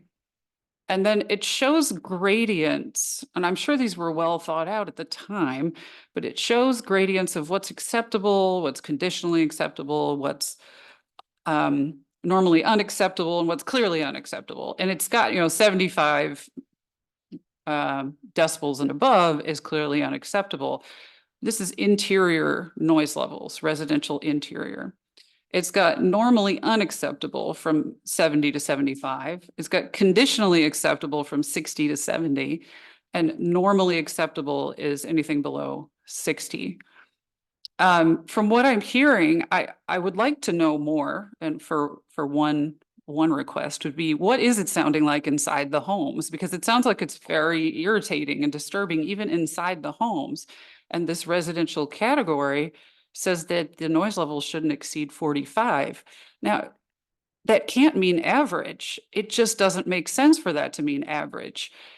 If you're hearing constant loud sounds all day long but they're milliseconds, it's still super annoying. It's still above 45 constantly. So I have troubles with the way that our recommendations are laid out and what we're looking at here. I'm finding a disconnect. I was trying to think of something similar. I live in a house here in Tiburon where we've had construction across the street for at least 4 years, and it's of no fault to the homeowner. It's not their fault. They're not being excessive. They're not trying to change their house every year. They need to do the construction. I'm trying to imagine, like, what if they were hammering 8 hours a day and it's a loud, hammering, but it's that millisecond spike. What if I heard that all the time? Of course, that would be terrible. I would really dislike that. We allow construction noises because we understand that people need to fix their house. It's a necessity in our community. Pickleball is recreational. It's not a necessity. This is the other thing that I'm really struggling with. I understand that it's good for health, and I've played it myself, and it is fun, and I do agree it's more accessible than tennis. It's a lot of fun, and people of all ages play it. I was playing it with people older than myself. I think it's a wonderful thing to allow to be played. But we have to curtail something that is so irritating, and in my opinion, actually in violation of our guidelines, so that persons who live nearby can enjoy their house. I mean, that's not recreational. That's where they live. So I'm really concerned it's going to be difficult to find any balance this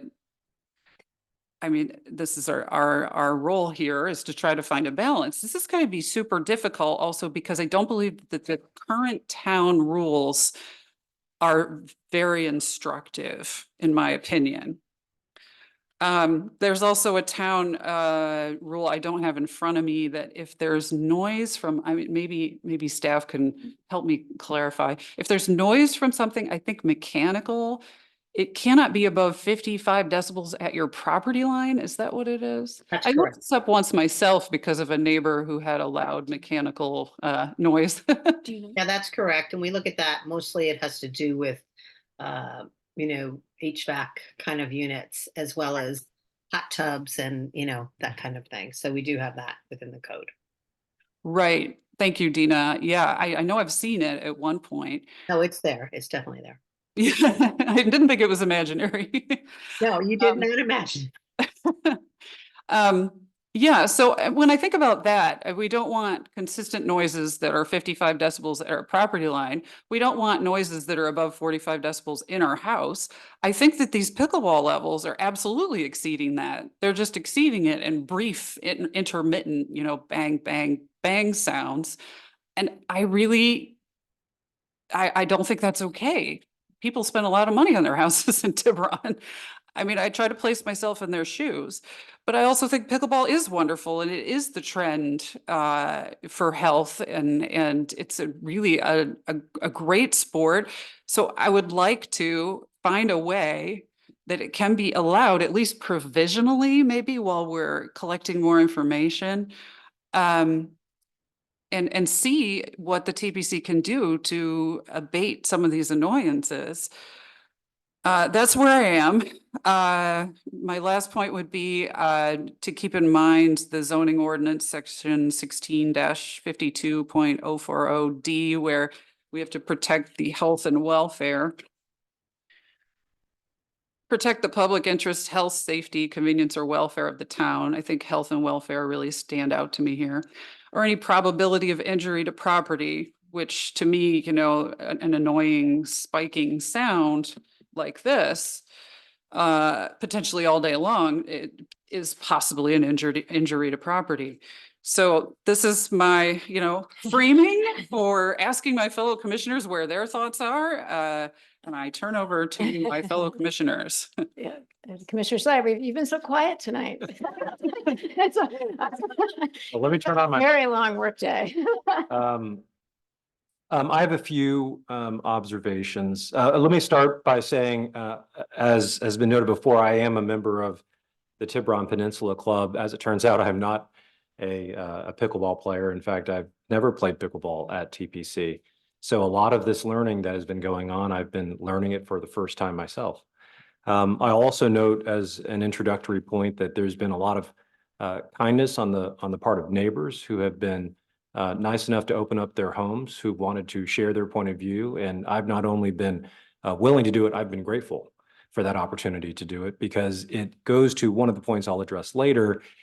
One of the things at a minimum, I think we need a little more of as it relates to what hopefully is a resolution of this issue, but I'll get to that in a moment.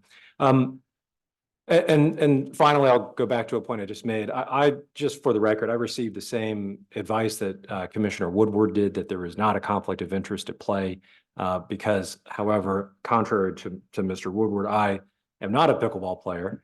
I don't see the same issue at play here. With all of that in mind, I do have a few observations similar to the ones I had last time, but based on some additional new information, I think I have some additional observations too. The first of which is there's a lot of discussion tonight about the issue of the number of complaints. For me, the quantity of complaints is not really a dispositive factor, because it reduces to oversimplicity something that is far more complex, right? We could get a lot of people get into a room and complain. We could do the contrary and get a lot of people to say it's great. To me, that doesn't decide whether or not if something is good or bad. And that means for TPC, the fact that there may have been 4 complaints, I take it at face value, that doesn't mean that that's not a real issue. But at the same time, the petition that I saw, I read that petition with interest, and I have a few comments about that. That doesn't necessarily mean that we don't balance these same interests. I just wanted to make that point, because I do think that although hearing from people is critical, sheer quantity to me is not really the deciding factor. The second observation I'll make is was very obvious, is that there is not going to be a perfect solution. One of the reasons we know that is because there are solutions being recommended on the one hand that will ban it outright.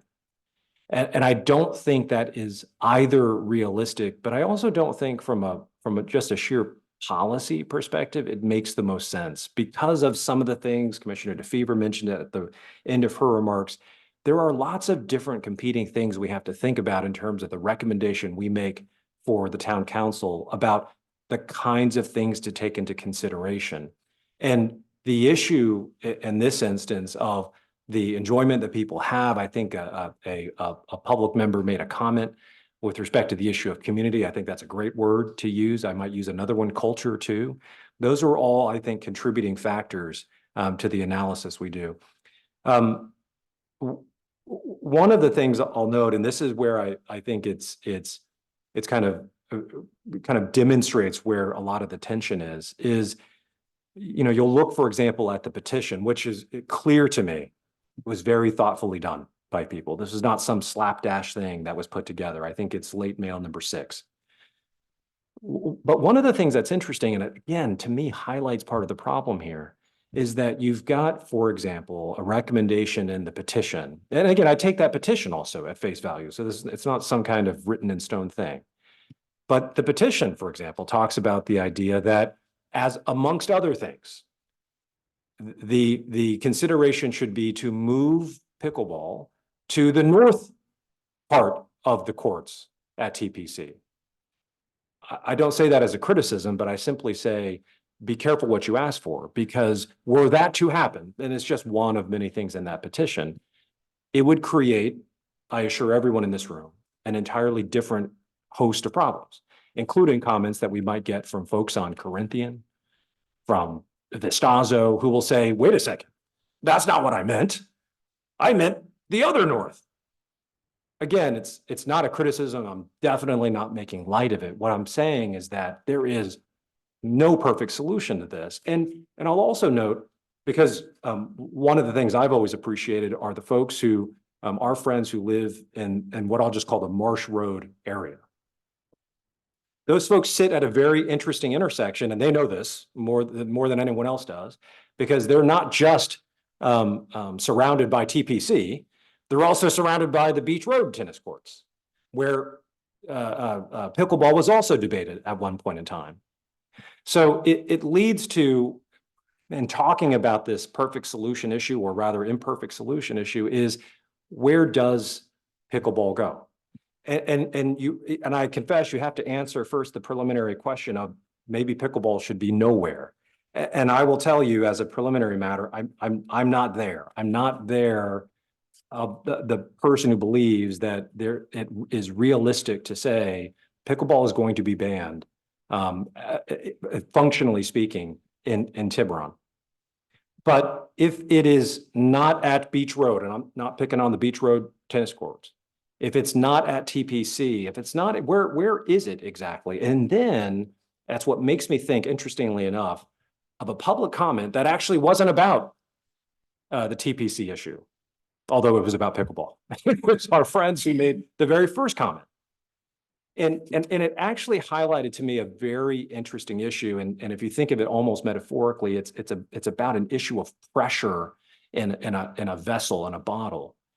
If pickleball is not going to be functionally at, say, commercial facilities, and I'll call for this discussion TPC a commercial facility, then where is it going to go?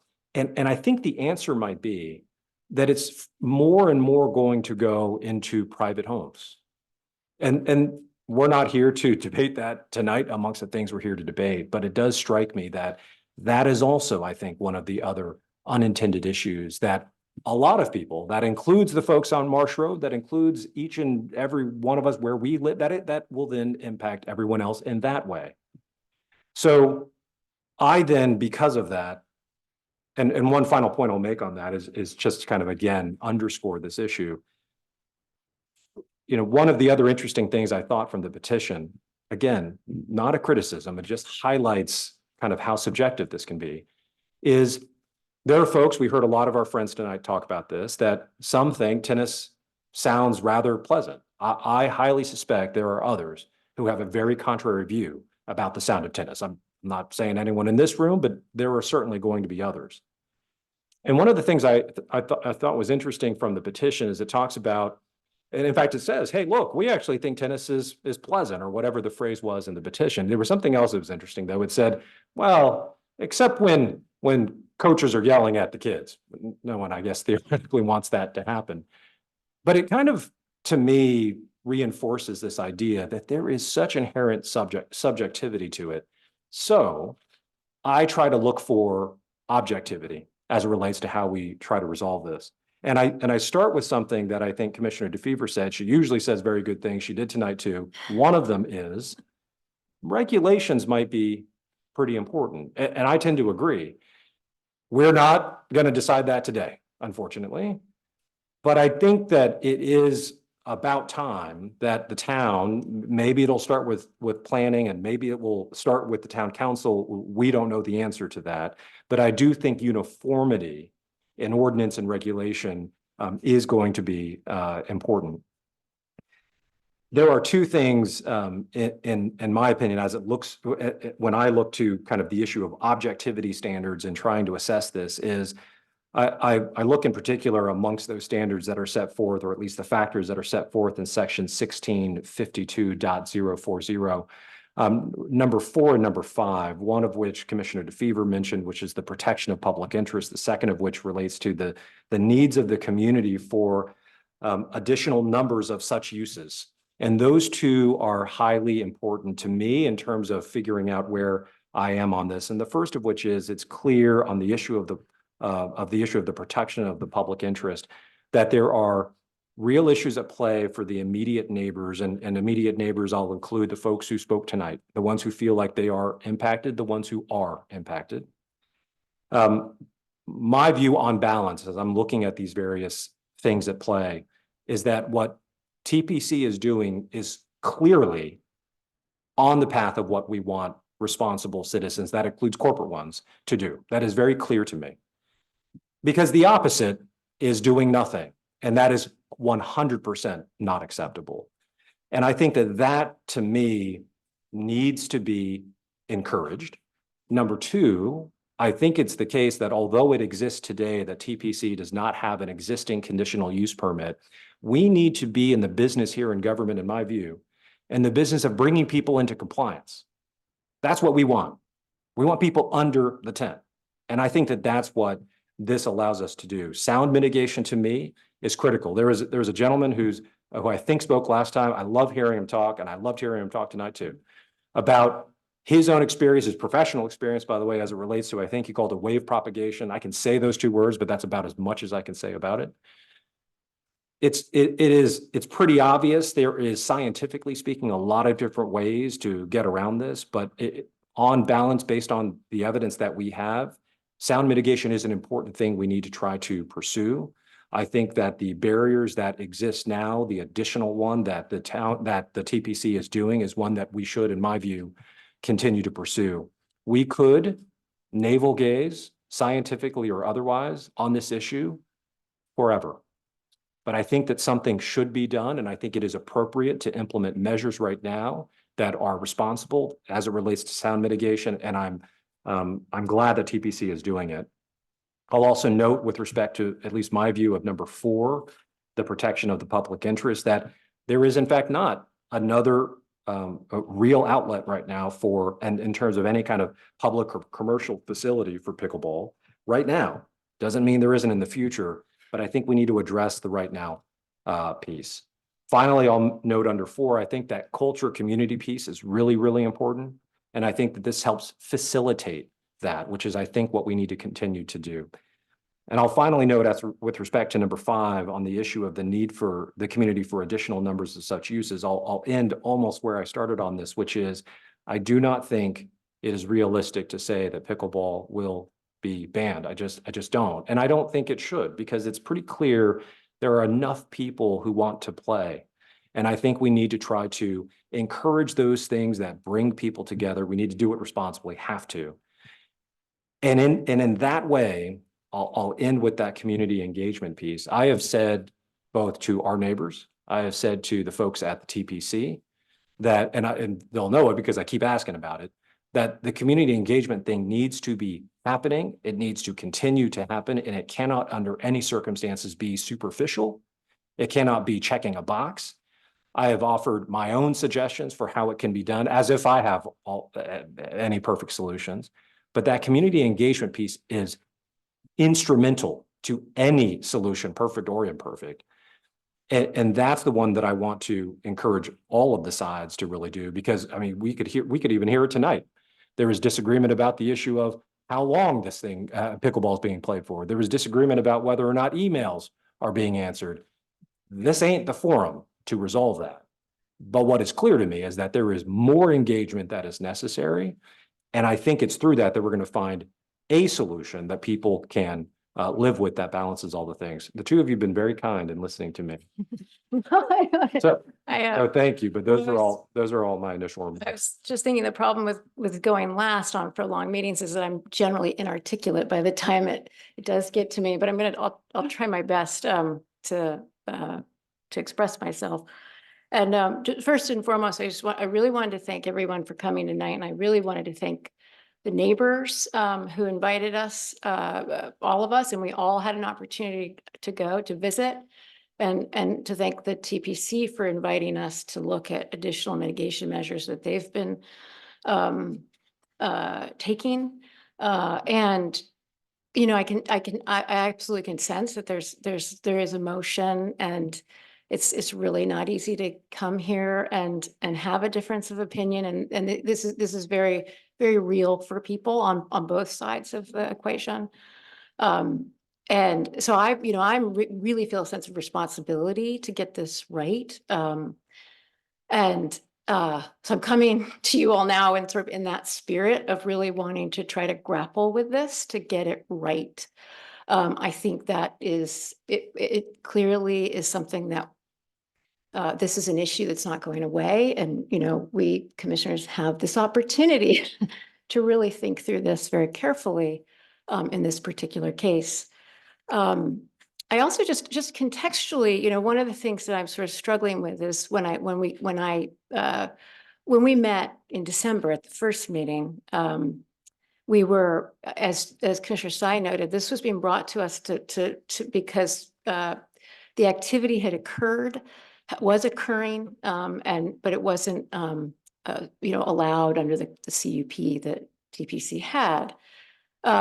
And we had an opportunity to have a hearing, and TPC had proactively made some mitigations, and we now know that we didn't. And so I made the best decision that I could make in that moment. And I do recall, you know, I expressed, you know, on the record at that time that I was wanting to see how things played out. And in fact, we actually did integrate into the resolution a 6-month review period. And it turned out that that item wasn't, I think technically, legally, it was probably properly noticed, but there was a notice issue. And so there was further noticing, and I had an opportunity to hear from more people. That was very enlightening to me. That's just information gathering that helps me make, I think, you know, better decisions from here to hear from everyone. So, you know, I think in some instances, I personally feel like I got things wrong the first time around.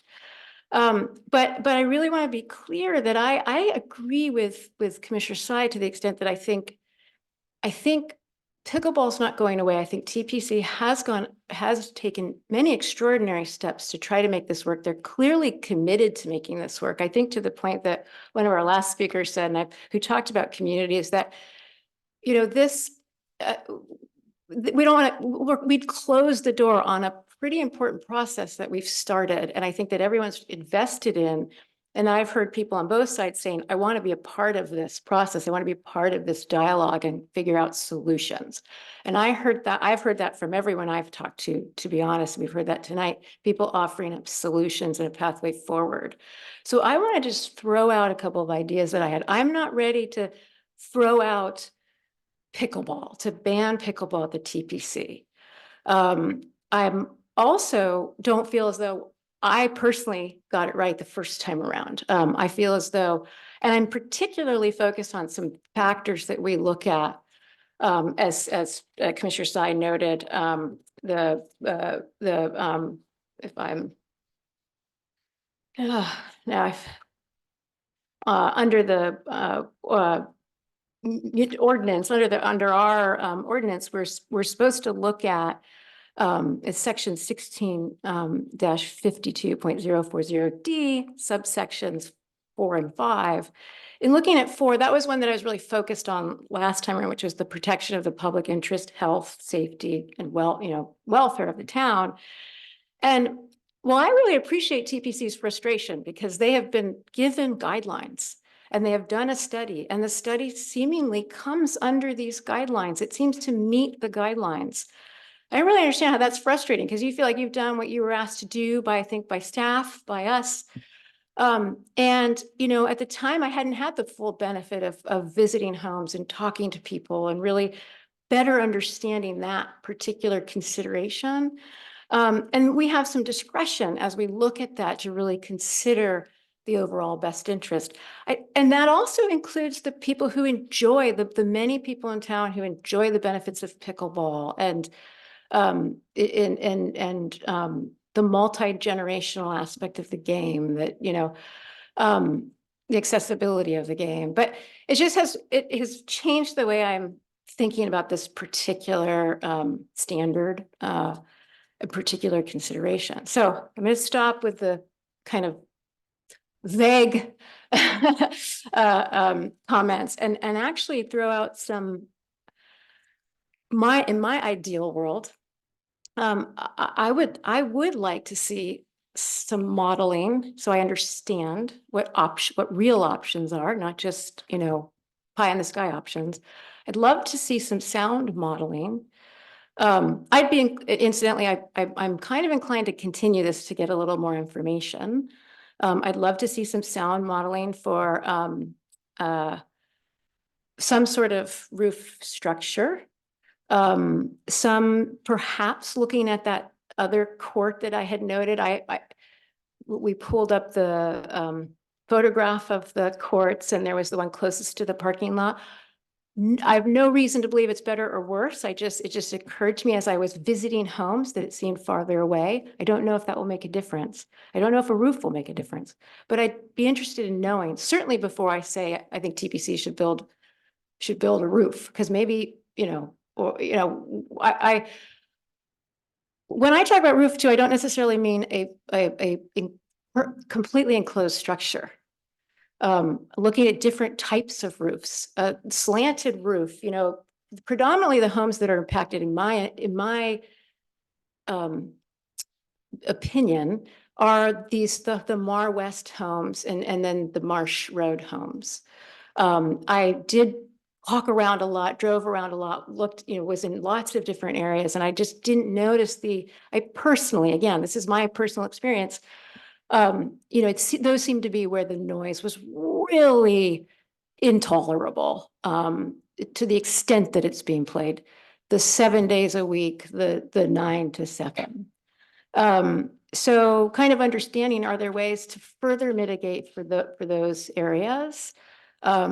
Because I did appreciate much more so than I did in December, just the ongoing nature of the sound and the nuisance there. So that factors into the way I now interpret this paragraph 4 or section 4. So, there was a reference as well to measurements of the hillside of sort of, there was no measurement up higher on the hill. And it is, I was really struck as I walked around homes that are just up above TPC, that how there is this amphitheater, this effect. But I don't know what the sound, I don't know. It seemed louder than actually closer in some instances. But I don't know. I haven't seen the data on that. I was just out there a couple of times over the last few weeks. So, it's anecdotal. I love this idea. This would just be a suggestion of a committee, TPC setting up a committee. And I think I've talked to people, I think, I believe it was Jeff, who volunteered for that committee. And so people, neighbors who are directly impacted, who I think would be really great additions to that committee. And then I'm not sure what to do in this interim period with time, the length of time. I do feel as though, again, it's a de novo review, and I'm saying I'm proposing a continuance for additional information. And then there's this kind of limbo, this period in between of what happens in between. My sense being out there was that the fact that it is every day for the entire day is concerning to me. I'm not suggesting eliminating it. I'm just saying, are there some reasonable constraints? Community members have offered constraints. I was certainly thinking the dinner hour, the sort of 5 to 7. It's quite disruptive. And I would encourage TPC, members to visit the homes. It is quite disruptive. And then, I had thought maybe later in the morning, I guess I like to sleep in on the morning. So that was just my,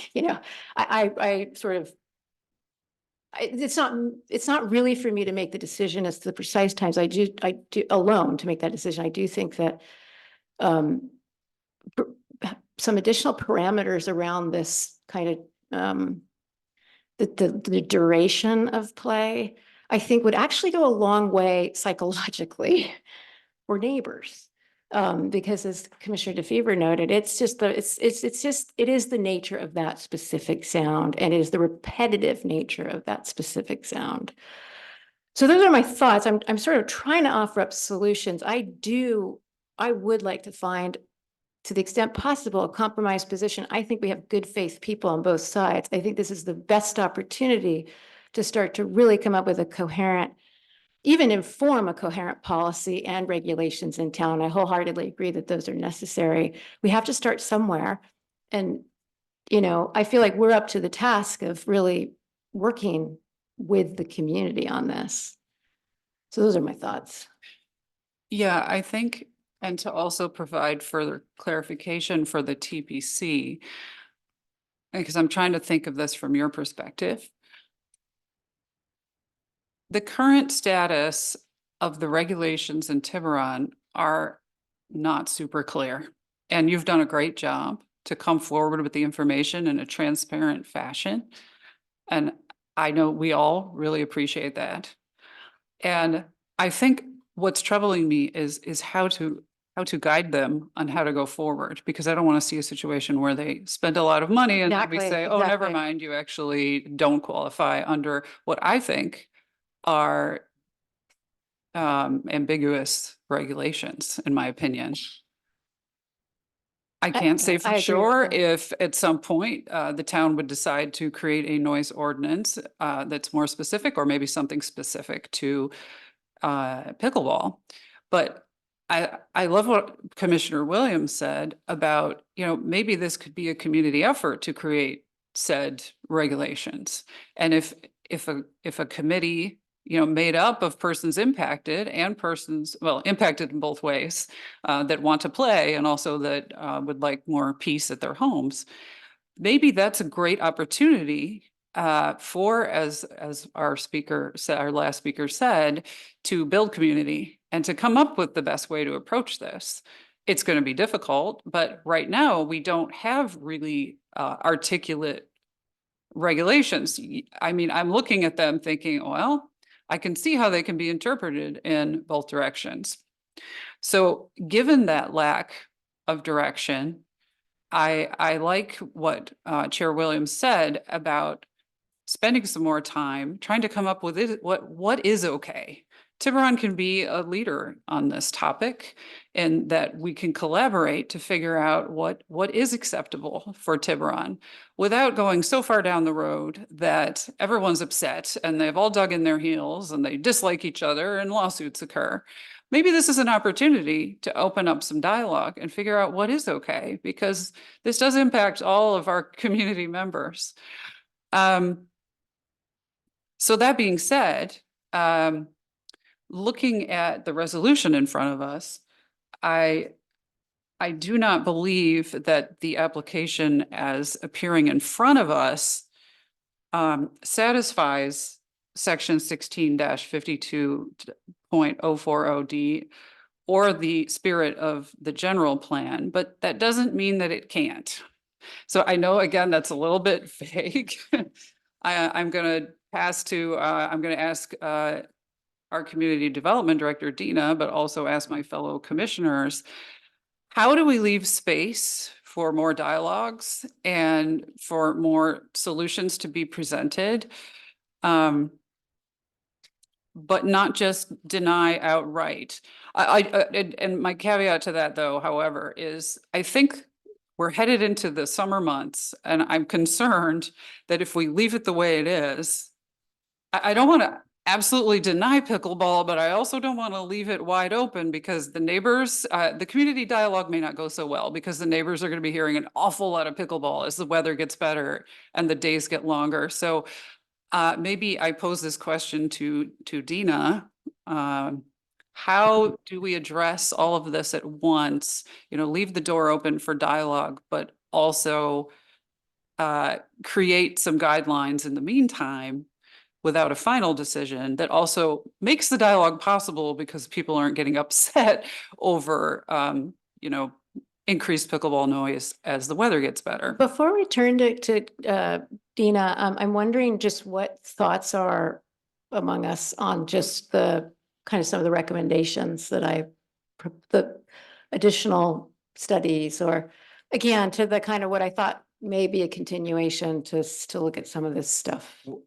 May I make a Yes, suggestion? yeah. So, you know, to me, as we evaluate an issue like that, in my view, our job is not to try to decide this based upon how we want regulations and ordinances to be, but based on how they are.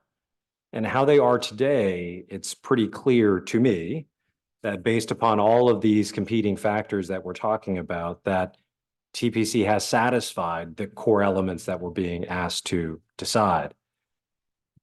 Now, if the question is, and I think it's a very legitimate question, how do we continue to address some of these lingering concerns, right? Because the issue is not, can we decide this issue and eliminate concerns? That ain't gonna happen.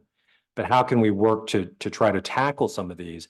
I think the solution becomes, to the extent there is a majority or consensus about it, to look at how that what TPC is doing can improve, and what this commission has done in its recommendations over time has instituted processes for it to continue to have oversight over that, whether it's, I think 6 months has been something over the past few years we've done with some regularity. I think that process makes more sense versus the alternative, which is stop it its entirety right now, and we'll continue to think about it. That to me, I don't find it, from just a public policy perspective, I don't find that to be a very efficient way of going about doing things. Right. It adds, I think, a pretty extraordinary level of expense and time associated with this process that probably doesn't serve, again, on balance, all of the interests taken together. And some of what I'm suggesting at least kind of recognizes, and I wish it wasn't like this, a reality, which is just like a lot of the other tough decisions that the three of us plus the other two fellows have had to address over the course of many years together, is with these tough decisions, there are people who walk out unhappy. There are some who walk out happy, some who walk out okay happy, and then some who walk out very unhappy. I don't think we're going to reach a solution where we reach that 0 point where no one is unhappy. And I wish it wasn't like that, but I think that's going to be the case. So but I think that in an effort to try to tackle it, what I would suggest that we consider, and I'm happy to make a motion about it, is that we, again, if there's a majority or a consensus that would vote in favor of this, that we vote to approve, that we institute a process, whether it's X amount of time, to come back and have TPC continue to talk about this. Now, I think that it would be, as part of that, appropriate to tell TPC there needs to be better engagement directly with the immediate community members to address some of these issues, to give them time to address some of these other things that they have currently underfoot right now.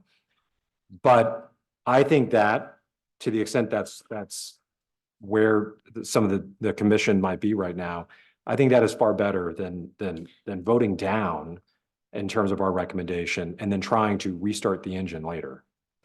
Yeah, that I understand. I appreciate that sort of process proposal, which in many ways, just in terms of, as to my desire to keep the dialogue going, to keep the investigation and mitigation going, I think that actually is a reasonable way forward, which is sort of what we did the first time around. We built in the 6-month review period, and we could talk, and we could be really specific about what we're wanting to see and to better understand when it comes back for review. So while I like that approach to kind of some of the issues I addressed about in further mitigation, to dialogue and investigation, I'm not comfortable with the current, with the terms of the resolution before us. And I actually think Kathleen, Commissioner DeFever's point is very well taken. This might seem like, from TP's perspective, a negative in the near term, but I actually think in the long term, it's a positive, because to the extent there's some more boundaries on play, I think that is incentivizing, to engage with the community, to come to a better solution that is in the best interests of all of the town. Or I totally agree with Commissioner Tsai. We're never able to make everyone happy. I don't think any of us comes to these meetings with that expectation, because it's these things are complicated. But I just think I've reconsidered the day-to-day impact on neighbors, and I'm not comfortable with the duration, the times and the days that we have recommended, which is, and I was honest about why I was asking those questions around what are the, you said Monday and Tuesdays are, can we not play every day of the week? Can we truncate the hours to 9 to 5? So that's where I'm leaning. But I am very supportive of moving forward with a resolution that sets a review period, being really clear as to expectations for that review, with some modifications to the resolution. Well, I think from a process point of view, Madam Chair, what you're talking about is, I think functionally a continuance of this matter. But, and I'll be very kind of blunt with you Staff about to it. come back. I'm prepared to vote on the motion, or sorry, I'm prepared to vote on the resolution if there's a motion that's seconded tonight.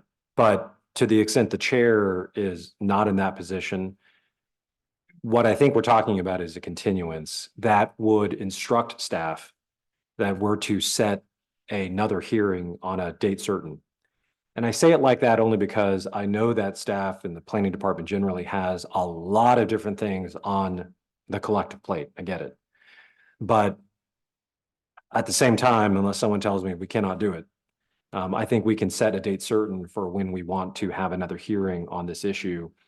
And Chair, I think the question then becomes what it is you want accomplished in that meantime to put the chair in a position with respect to being ready to essentially vote on the draft resolution. Well, I'm curious as to wanna Commissioner re- Beaver's, Yeah, I want to responses to revert the- to my question for Dina, in that if we would like to change the limitations that are on the resolution currently in front of us and set a 6-month review, does that leave the door open for changing? Of course it does. I'm answering my own question. Changing the limitations again, because the problem I have with not approving the current resolution is I believe that means that it leaves everything wide open, and summer is coming and the noise is going to get louder. So even though I don't agree that the sound levels as presented satisfy our zoning ordinance and our general plan, I think they're in violation. If we can curtail the frequency of the sound, such as having days off where there's no pickleball, or curtailing the hours, possibly that will satisfy the zoning ordinance and the general plan. And what I'd like to do is try it and then come back in 6 months and see if it really is satisfying the general plan. So you're saying, so we modify the resolution. So the question is, can we modify the resolution, in particular, the conditions of approval, attachment A, to limit the hours and potentially add detail about the days of operation? Ensure that the 6-month review is in there. And then that's the resolution that gets approved. Is that? So I think Yeah, that's. I think that's how that would work, given Which we my do all the concern. time. I mean, I don't Right. see why we can't modify a resolution. You of all course, time. if I might jump We do in. that all you the know, time. If I might jump in, as I stated in the beginning of the hearing, this is a de novo hearing. So Right. what we provided to you was a draft from what we had before. Right. And it's sort of a brand new day. You can absolutely modify what's in attachment A, the conditions of approval, and, add your hours of operation that you feel comfortable with. And there are additional mitigation measures about what they install.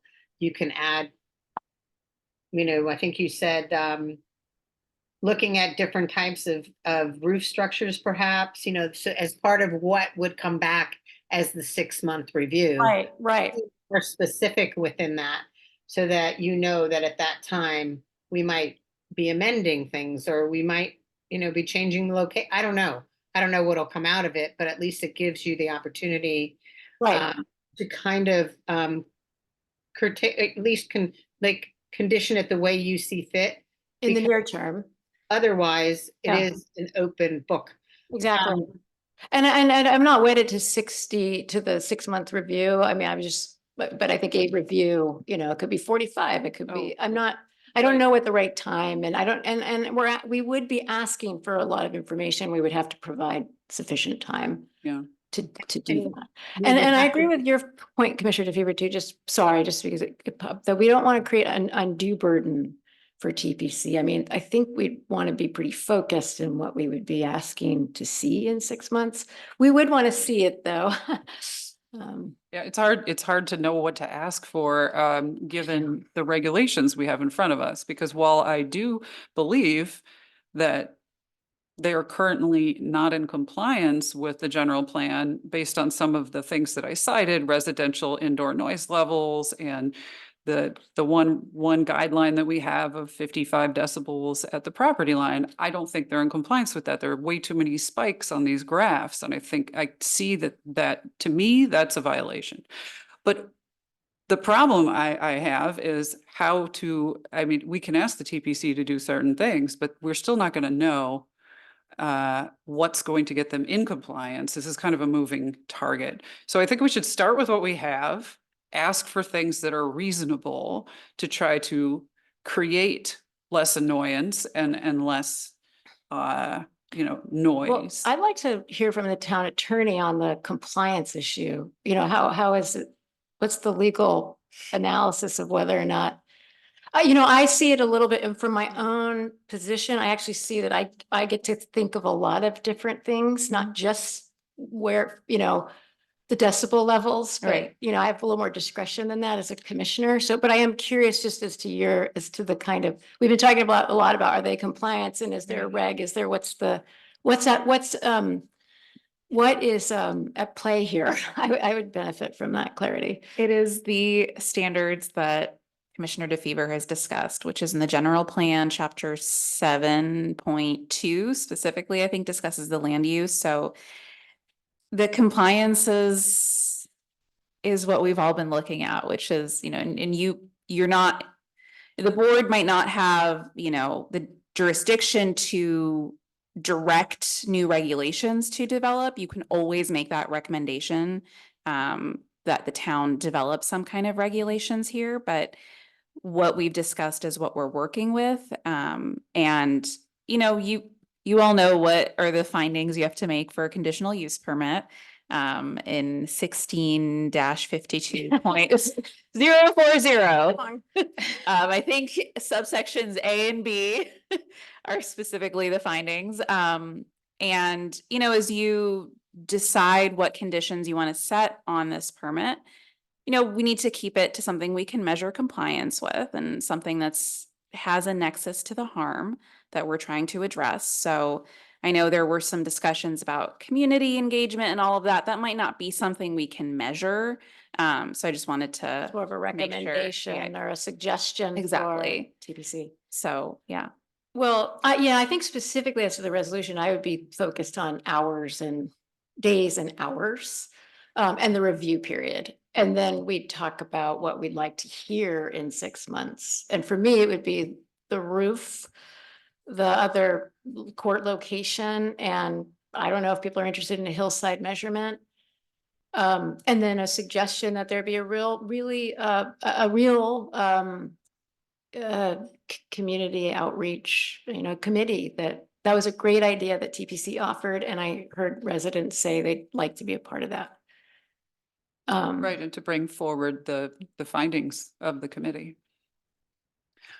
I would also suggest, we need measurements after the fourth wall is installed. And I personally would like to see all 4 walls be sound absorbent, because in the materials we have, there's a huge difference between the walls that are classified as sound absorbent and those that are not. I think everyone agrees with that. And unfortunately for the TPC, that means the other 3 walls will have to be replaced as well, because I think those are reflecting the sound. Because as Chair Williams mentioned, when we visited, it's kind of bizarre, actually. When you're at ground level, it's not as loud as when you're up above. I think it's reflecting and coming up and out, just like some of our speakers mentioned. So I would ask that, I would like to ask the TPC to put in 4 sound absorbent walls, so that we would get measurements on sound for that. Well, I think the TPC already had an intention of measuring sound after the one sound absorbent wall goes up. So measuring sound beyond that wall could be instructive as to before I would feel more comfortable knowing what is the benefit, what's the difference before going that next step. Again, that's sort of a more of a gradual approach to that recommendation, I would say. It's just Or one wall. incremental So approach. my intuition on that is one wall won't make a big difference when you've already got 3 reflecting walls. And the materials that we have in front of us are pretty clear that the reflecting ones actually can exacerbate the problem when it goes up and out from the walls. So I would really encourage all 4 walls being sound absorbent. I think it's a waste of time to test 1 and then do 3 later. There's going to be annoyance levels will rise. Yeah, so Commissioner Williams, I agree with you. I think we should change the conditional use or the resolution so that the hours are different to give some, resting periods for the neighbors. And try them out, whatever. Right, I know there's a determines. certain aspect of this that will feel a little bit arbitrary. Yeah, a little because we're guesswork. Kind of trying to, listening to what is the, I think the 9 to 5 for the week is, I certainly have a high degree of comfort with that. I would also Um, recommend giving them a I- day off. I And, feel and, like and that's maybe what I was thinking no too. play on Sunday, even though I know that's a compromise for the TPC. Or Monday and Give them a day Tuesday, of peace. or Monday and Tuesday. Well, Monday and Tuesday, people are usually at work, they may not be home. We saw a lot of people playing during the work week. A lot of people work from home. I think Dina was telling me that it's a significant percentage of people in the area who work from home, which is another reason to possibly consider a weekday. So can I offer an idea for consideration? The concern that I have listening right now is that a lot of what's being thrown around, should it be maybe 5 o'clock, maybe we'll take a Sunday off, is it's not just arbitrary, which it is. It's also very capricious in my mind, and that is not good policy. We're coming up with ideas that are somewhat stream of consciousness, and I don't find that is helpful for, by the way, all parties, not just the applicant, but also the folks who have a vested interest, skin in the game, because they're the ones affected by it. Why is 5 o'clock better than 4:37 p.m.? In fact, why not make it 2 days off? What I just said is pretty arbitrary too. And that, I just vehemently disagree with that. I do too. Vehemently. Yeah. This is based on the input that we're getting from neighbors, from TPC. I mean, that's why I asked these very pointed So- questions to get to that. so what I think you heard, and that's the reason why we talk to the neighbors. I'm always, as everyone knows on this commission, a big proponent of making sure we're doing that kind of engagement, whether it's this or cows or bees. But one of the things I'll say is that there's multiple viewpoints in that context that need to be considered over the course of some time if we're Understand, talking yeah. about some of these ideas. So if, for example, we're talking about an idea that says, okay, you know what, maybe 9 to 7 is not right. Maybe it needs to be, I think the idea was maybe 9 to 5. Then I think maybe the better process consideration would be to allow for some things to play out, but allow that process to play out in the context in which TPC has the opportunity to experiment with some of these things, okay? So if, for example, TPC were to try out 9 to 5, was also to try out 9 to 7, and this would, let's just call it for hypothetical sake, this is the course of over 6 months, was to try out and have that opportunity and say a resolution with an attachment A that gives them this opportunity to test out, and it's a number 10 in which they're instructed to test out, to experiment with 9 to 5, to experiment with, I think the idea was a day off. I think Commissioner DeFever said, what about a Sunday? It could be any of the days. Then to gather data about it, data from the community members. What's your viewpoint of how that's been for 2 weeks? That to me is a process that this commission then would have some more information by which to what sounds like what the commission wants is more data then to be able to make some other assessments. But, I think we were trying to get there just in a different way. I mean, we are coming back for review. We can make it a 45-day review. We're testing out different times. I fully appreciate, we don't know, are those the right times? We'll hear more about that when we come back. I think it sounds like you're saying TPC should have more discretion to experiment throughout that But we're starting from a position where the TPC doesn't have permission to do this at all. Exactly. So I don't want to give them more leeway. I want to give them enough permission to allow the pickleball playing without too much disruption. But I think if anything, we should lean in the other direction to curtail it more, because this is something that's currently not permitted at all.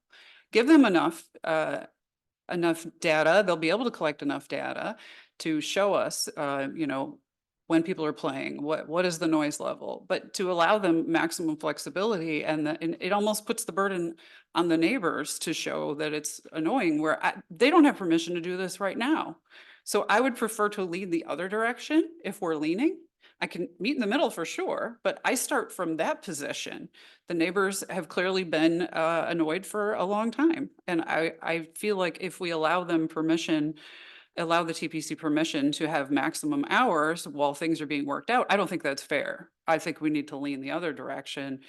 And while things are being worked out, allow enough data collecting so that we can move forward to see how things work. But if I'm going to Yeah. lean one way, it's the other way. I'm inclined to agree with Commissioner DeFever, not because I don't think the TPC has done really, a remarkable job and has really demonstrated good faith. We also, there have been instances, I think it is an important point that there was play without a CUP, and there hasn't been the kind of community engagement that I would have expected. And I do think it, and I appreciate the barriers that were put in, but those were put in, now I realize, before we really had an opportunity to even weigh in on this. That's not TPC's fault. I think that's just situationally, that's the way it happened. I'd like a little bit more of a controlled process that is not as deferential to the applicant in these circumstances. I think we can have a reasonable review period, so we're not protracting something that's not working. I guess the only thing I would say is that I don't think it's correct that there aren't kind of measures that have already been put in place, which is kind of where a lot of my concern originally resides from on this, right? Because I don't think it's true that what we're talking about is that they're operating kind of at a maximum. I think there's been an attempt, and I find it to be a good faith attempt, to try to comply with what the town regulations are in a manner that both calls for them to now retroactively get that permission to do it, but also then to self-police. What I'm talking about is, in that sense, then slightly different, which is give them that opportunity to be able to work through. And it actually, in many ways, does put the burden, which is on TPC, interestingly enough. And I don't think it puts it on the neighbors, because it does impose on TPC the burden to say, do the work. And by work, experiment with what the different options are, taking into consideration what the concerned residents around the area have expressed. One of them, for example, are hours. Another one is, should it be a day? Should it be more than one day in which no pickleball is played at all? If TPC's response to this, by the way, is to come back, let's just call it 6 months, to say, we considered and rejected your opportunity to experiment with these things, I think that poses a totally different set of facts all of a sudden. But I think it does put the burden on TPC. My concern is that saying, and I'm only using this because it's just one example of what was being raised, that, okay, let's change it to 5 and no Sunday. I have no, just so you know, I have no particular opinions about 5 o'clock hour versus 7, because I don't think I know enough to know that one matters more in this super material way. But what I can say is that it puts the burden on the commission to try to be the arbiter that 5 o'clock is the right hour versus. Not necessarily, 6 though, o'clock. because we could propose this, we could propose something now with a reasonable period of review, and TPC could come back to us and say, you know, we did some studies, we polled our members, we thought about peak hours of play, we thought about days of the week, and it's not working very well for us. We'd like to propose based on the work that we've done. I mean, I think we can get to the same conclusion. I think we can too. I mean, one thing I would say is I think our precedent is important. This commission evaluated and approved, to my recollection, a retroactive conditional use permit for mini cows. And that involved imposing a set of conditions to fundamentally allow what the applicant was asking for. We've had this with respect to retroactive applications for beekeeping. Those precedents, I think, are important, and they fundamentally, I think, do something very similar to what I'm suggesting for consideration here, whether it's mini cows or bees, which is putting the burden on the applicant, but not arbitrarily or capriciously coming up with what that final kind of number is. It's 4,000 bees. That's the number. And forcing the applicant to come back after a period of time to say, you've been given this opportunity of time to try to address these specific things. What have you experimented with? What is the data? May I share a concern though around that, is that then the neighbors will have no sense of, they won't know. How will neighbors know what are the rules? What are the days of week? What are the hours of operation? So that's an interesting point. I mean, all these are interesting points. I will say to that, that's yet another thing that imposes the burden on TPC, not the commission, because, and here's why I say that, because if TPC is doing its job right, if it wants pickleball here, then it has the burden. This commission does not, to do the work, to talk to neighbors. And if TPC, this is TPC's judgment, says, we've talked to them enough, there's no more talking we're going to do, then let them do that. I think that the consequences will flow from it.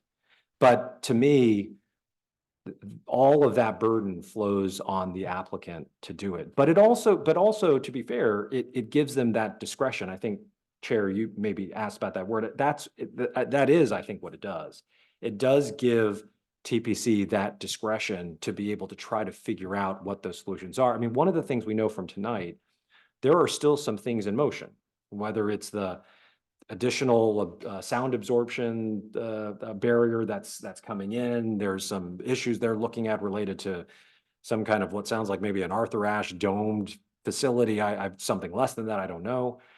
But I do think they need to be able to work some of those things out to try to figure out what's possible. The answer could be after 3 months, they have tested some of those things. But that's why I want to make sure that if we're putting that burden on an applicant to do it, that we understand what the end result is. Because even if we were tonight to vote on make it 5 o'clock and make it no Sundays, kind of to what end? Incidentally, I'm not necessarily in favor of no Sundays. No, I but yeah, understand. think I was thinking no it was a good Mondays, faith no Mondays or person. Tuesdays. Yeah, I'm just still not comfortable with that approach. I feel that there needs to be a little higher degree of certainty as to what the expectation is over the next 6 months or, Right, well, and you can't discount all the neighbors we heard from. They're already irritated. If we're gonna try and create some community consensus, we're gonna have to curtail what's being allowed right now. I'm hearing that loud and clear from the neighbors. So if we don't provide some relief, the hours, in my opinion, are just too long. We can provide some relief, whether it be a day off or some limited time periods, and still give the TPC all the time and leeway it needs to do more measurements and talk to the neighbors and come up with solutions and tell us what the polling is that they got at the TPC. Both can be done. Yeah, I agree. And I'm just not personally comfortable. I can't make the finding under the current. Yeah, I can't. With these times or with somewhat. I'm still vague as to what we'd be saying, just go experiment for 6 months and every week can be a different schedule. That seems capricious. Yeah. To me. Yeah, I think for best results, we need to limit it at least in the interim period while they're collecting information. It's not unfair to them. They still have plenty of hours to play and collect information and change some of the sound barriers.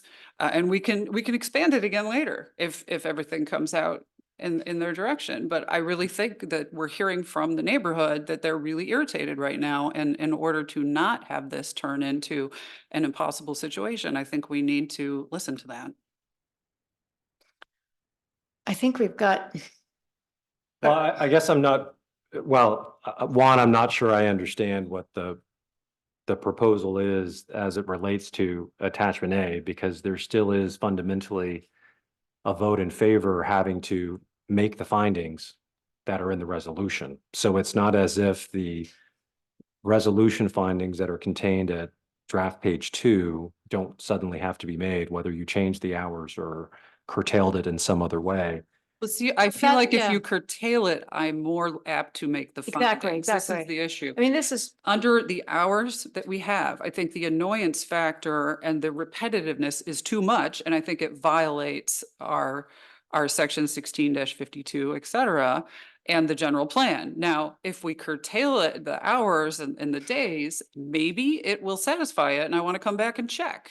But I don't think it does right now. So I'm either in favor of voting no, the resolution, this resolution fails and no CUP, or, and I much prefer the or, coming up with a way where we can still provide some time for everyone to make a little effort. But the way it is here with these hours, no, I would vote no. and we do this all the time. I mean, we do this all the time where we create, conditions around days and hours of operation that enable us to make the findings, our CUP findings.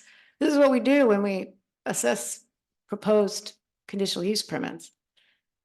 So I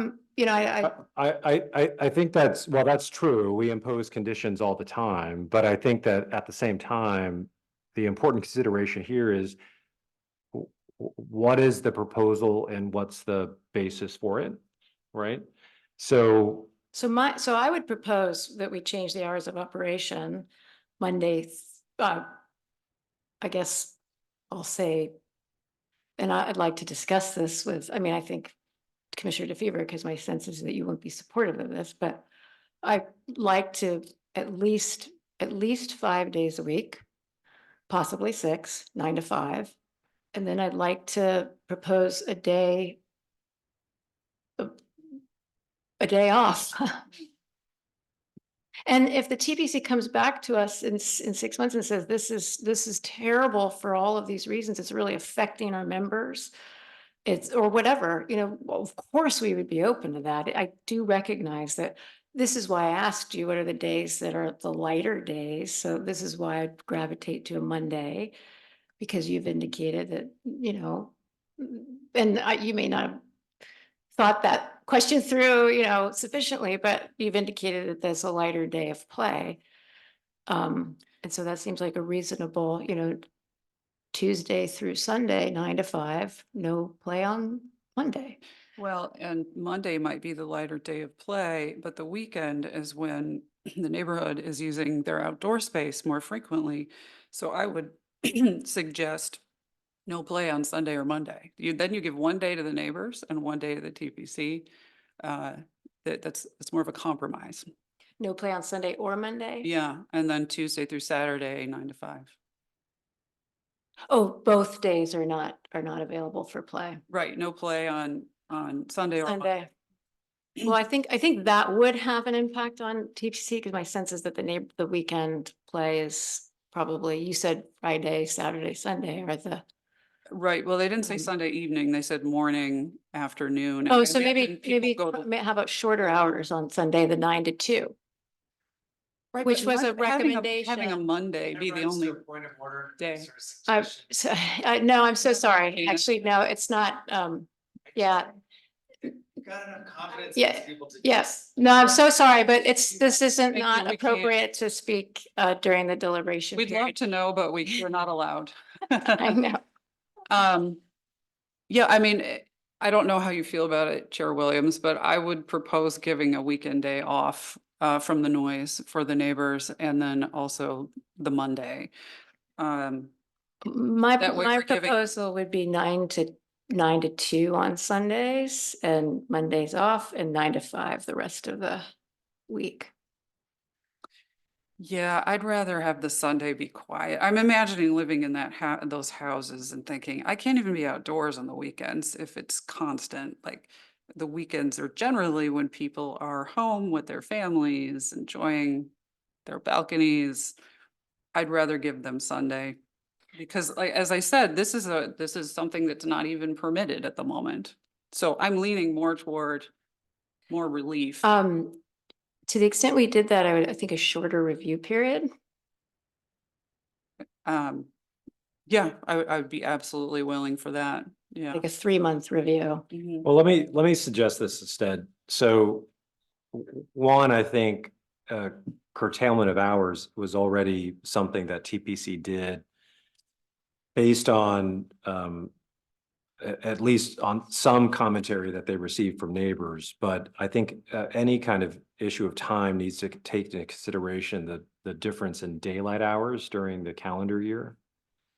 The hours we're talking about That's a valid point. you are talking about now kind of is agnostic to that, and I think it does need to recognize it. The other point I'll make about weekend versus weekday, the balancing point that I think needs to be taken into consideration at least is when it is true that I think it's absolutely fair to say that, at least in theory, more people are going to be home on a weekend than they are on a weekday, regardless of work from home. I think that's pretty fair.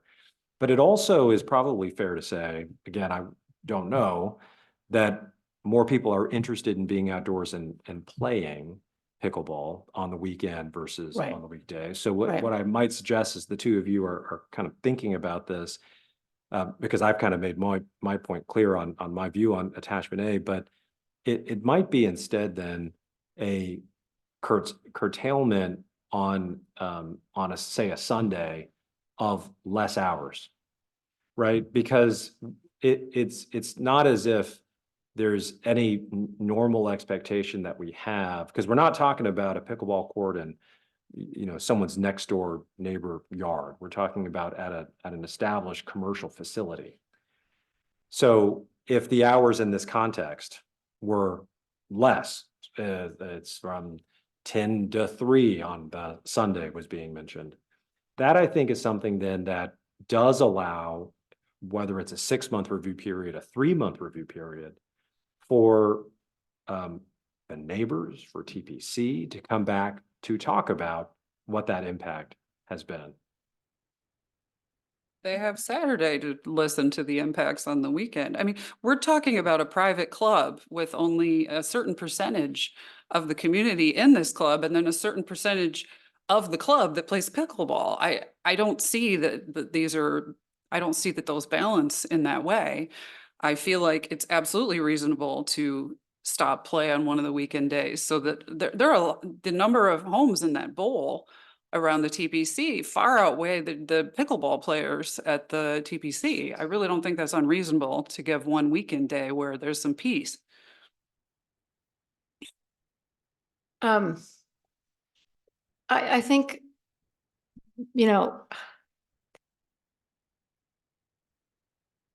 we're sort of at a bit of an impasse, because I am more comfortable with a 10 to 3 Sunday, or some truncated Sunday hours, no Monday, and then 9 to 5. And I appreciate the agnostic as to daylight hours, but I also think my reasoning behind it is I'm actually interested in the dinner hour.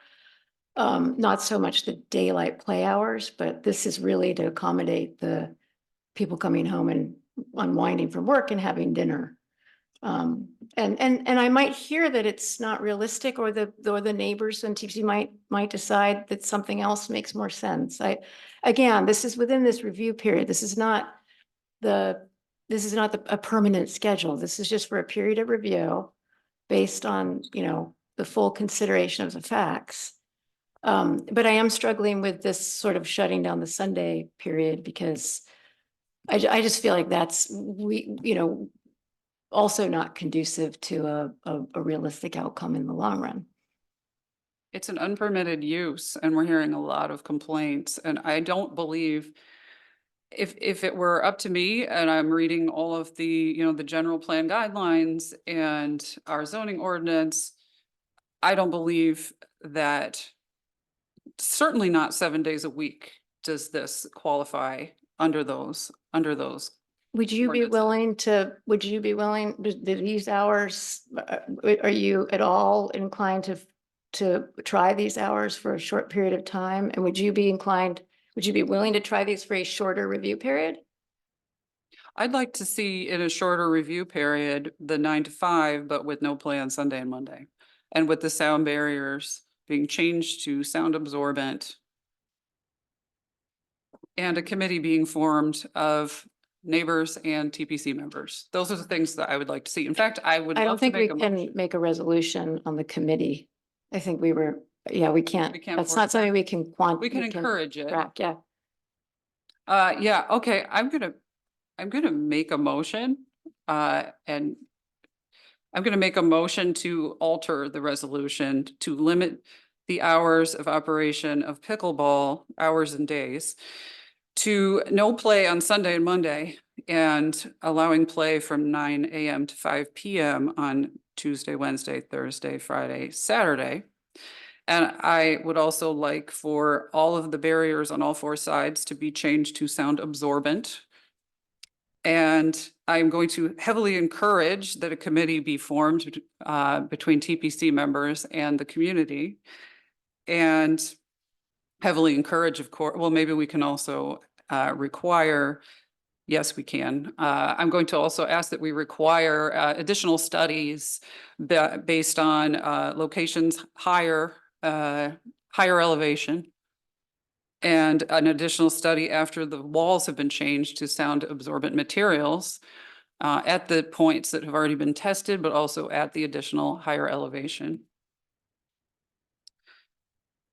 I think that's all of the criteria I would like to move that are changed and added to the resolution.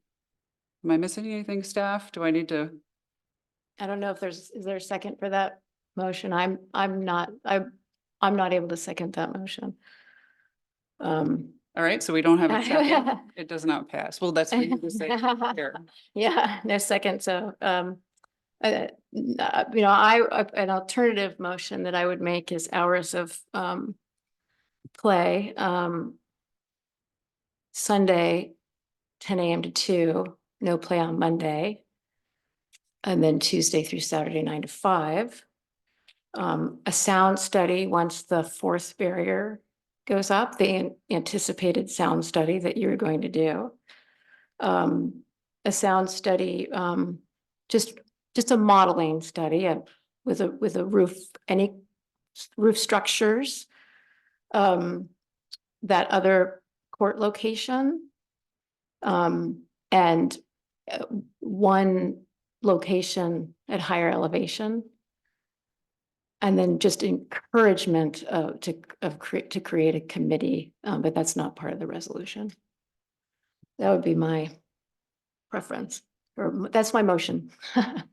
So, Madam Chair, I mean, to the extent that the chair is, well, let me say this. I think there's a possibility that I can second the motion. I think it's important for us as a commission to try to figure out where we are tonight and I think it's really potentially the chair more than it is than Commissioner DeFever or myself, since we've kind of, I think, identified kind of where we stand on this. Right. There is, I think, an understanding if we can try to reach resolution from this commission, let's try to do it, whether it's unanimous or not. But I guess the question for the chair is where the chair stands as it relates to this resolution. I will tell you before the chair answers that question that my own feeling is I think there is some curtailment. I still have some deep concerns about this being somewhat arbitrary about how we're identifying this. I'll also note, as a matter of precedent, when it comes to things like bees and mini cows, we didn't ask the applicants, who were also not in compliance, to move your cows or move your bees until we can figure it out.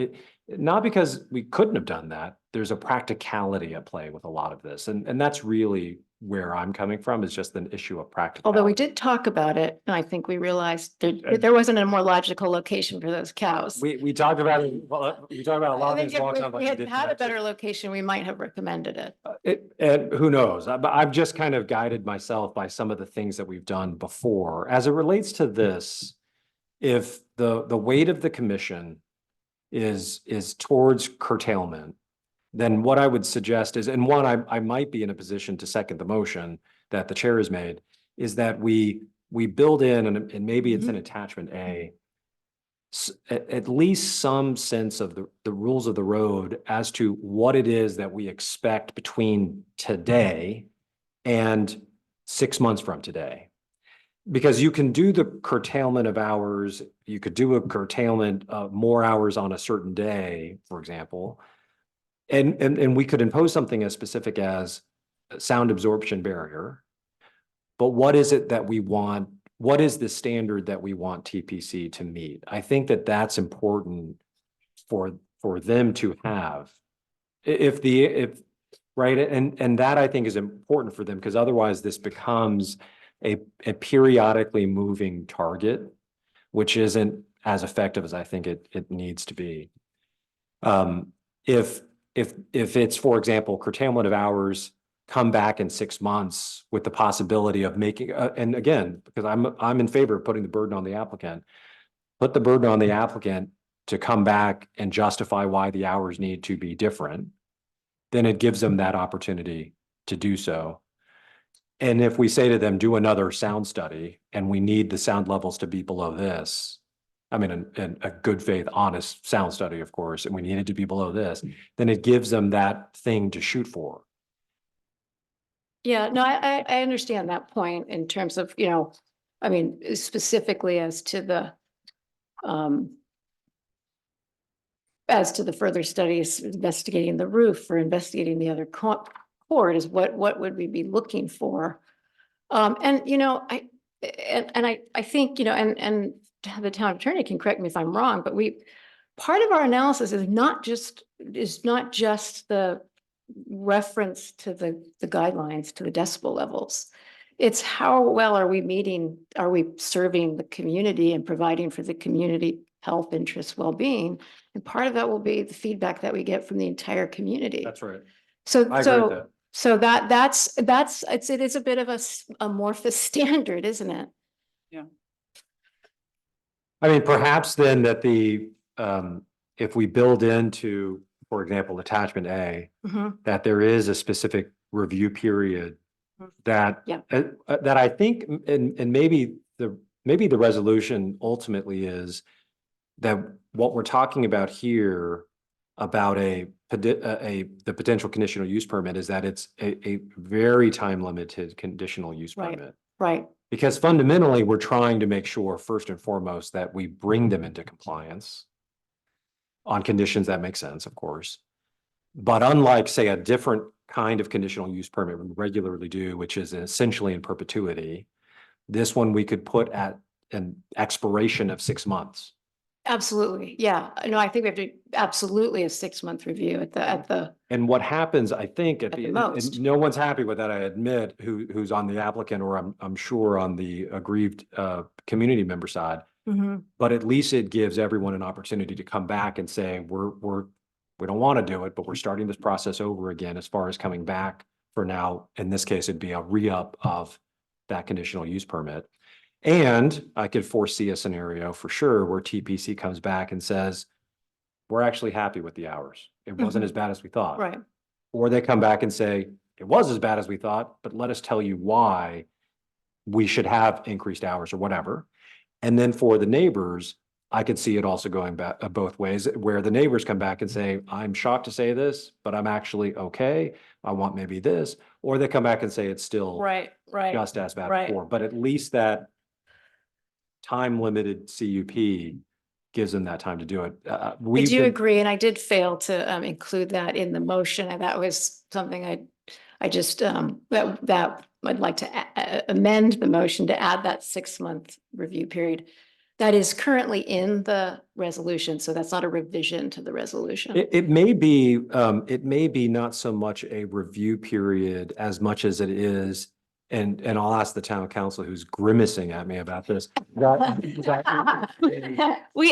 would not have any more, language about expiring because they do have a use permit. I think we should really focus on the, the review, a time limited, review, but the idea that a use can expire, I would not recommend that. So may I ask a question of Yeah. clarification real quick about that? There currently is no conditional use permit, although what you just said made me think otherwise. There's no current conditional use permit that that No, they have- TPC has. I This think is an amendment. And to the maybe use Dina permit. can clarify, but I I think, think- yeah, they do have a use permit, but we're amending it Oh. to include the Okay, pickleball you're use. right. Sorry, correct. I created some confusion. Sorry. No, There no, no. is absolutely a conditional use Right. permit. Right. This debate we're you. having is to amend An it amendment to to it. allow Right, for this- pickleball, yes. which currently Right. is only tennis. Thank you Now for it's that a little sloppy, clarification. That is correct. Reference. Shockingly, I'm a So little. is that, did I hear a second, if to the extent that the 6-month review period is built in? So in this context, then, it would be an amendment that would call for a 6-month review of that amendment. Town attorney, I think that would make sense. And That's in attachment A, so the Yeah. current resolution is drafted, attachment A does include the 6-month review So, period. Chair, would you mind just repeating the Yeah. key pieces and? If I can't, yeah, so it was a resolution, it's amendments to attachment A of the Right. resolution. To modify the hours to Sunday from 10 to 2. No play Mondays, and then Tuesday through Saturday, 9 to 5. Mhm. I guess that is that is the modification to the resolution. What we'd like to see at the review, at the 6-month review, is the results of a study that modeling that looks at roof structures, if that makes a difference or not. That looks at play at that court that is farther away from the Mar West homes. And that just does one test at elevation. And that also includes the test that you had anticipated doing once that 4th barrier is up. So I think I'm going to repeat the resolution, sorry, the conditions that you were suggesting. So it would be Sunday, modified hours from 10 a.m. to 2 p.m. No play Monday, Tuesday to Saturday at 9 a.m. to 5 p.m. That a sound study is conducted once the 4th barrier goes up, which is already an anticipated sound study. I Exactly, yeah, believe, so, right? yeah, exactly. And then a sound study that like a modeling study with the roof structure. A study for a location at the higher elevation.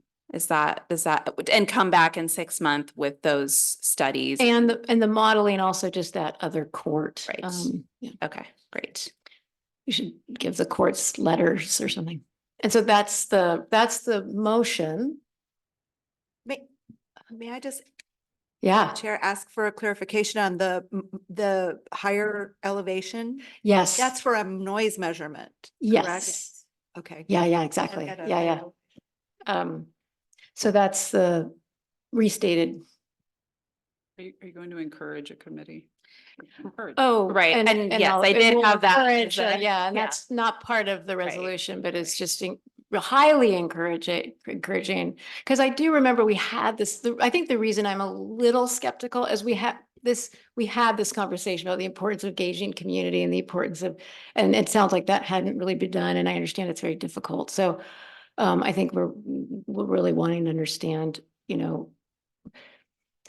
encouraging you to adopt your own recommendation of creating a committee to engage the community. And I ask a point of clarification. I'm not trying to Yeah. tell you one way or the other. You're saying after the 4th wall is installed to get a study. What about the other 3 walls that are reflective? I think because I think I personally would like to see, because the sound study was going to be right on the other side of that fourth wall, I do think that could be instructive as to what is the impact of that type of material before I'd say replace all of the walls and do the study. Okay, I was just making sure you. So that's more, it's a more incremental sort of approach.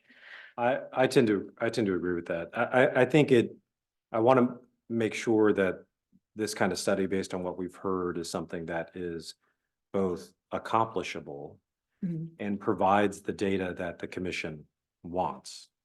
Because one thing that, from what I've heard for the past two hearings, this one being the only hearing that matters for what we're trying to decide, Yeah. is that there is not, it sounds like a perfect measure, right? For purpose of sound studies, like it's not a perfect measure for how to assess this. And so we kind of have to make sure that we're not asking for perfect to be. No, the- definitely not. In fact, I'm not so much focused on the quantitative data that I get back. I'm more interested in the qualitative data that I get back. I mean, I agree with that too, in terms of the utility of the Right. data. I mean, to the extent, Chair, that this is the motion you can get behind, and if it's not the existing one, then I will second the motion. All in favor? Aye. Aye. Nay. So the motion passes 2-1. And I do have a couple of items. I had changed the order of business so that we wouldn't have to keep people here for even longer. Give me one moment while I just pull up the agenda. So we had a few items that were on the agenda that have been continued, as I understand it. So there's the public hearing, what was scheduled as public hearing item number 1 about 38 Main Street. That has been continued to it. Do we have a date? So we did continue it to a date certain, which was April 24, but it looks like we don't have a quorum for that date. So we're probably gonna have to continue to a date uncertain and just renotice. 'cause Okay, we don't okay. know what our quorum is after that. Okay, so do I need to make the motion to continue? Yes, To a you date should. uncertain. To a date So I'll uncertain. make that Perfect. motion. Can I Yeah. do a motion that encompasses both public hearing item 1 and 2, or does it have to be a separate motion? I feel more comfortable doing Okay, two motions. I'll make the motion Yeah. to continue you. the public hearing item 1, which is the 38 Main Street. Yes. Consideration of their conditional use permit to a date uncertain. Mhm. Is there a All in favor? second? I'll second that motion. All in favor? Aye. Aye. And then I'd like to make a second motion as to public hearing item 2, which is 39 Main Street. Again, consideration of a conditional use permit to continue that to a date uncertain. And I'll second that motion as well. All in favor? Aye. Aye. Okay, Great. those motions pass and I will adjourn the meeting. Thank you.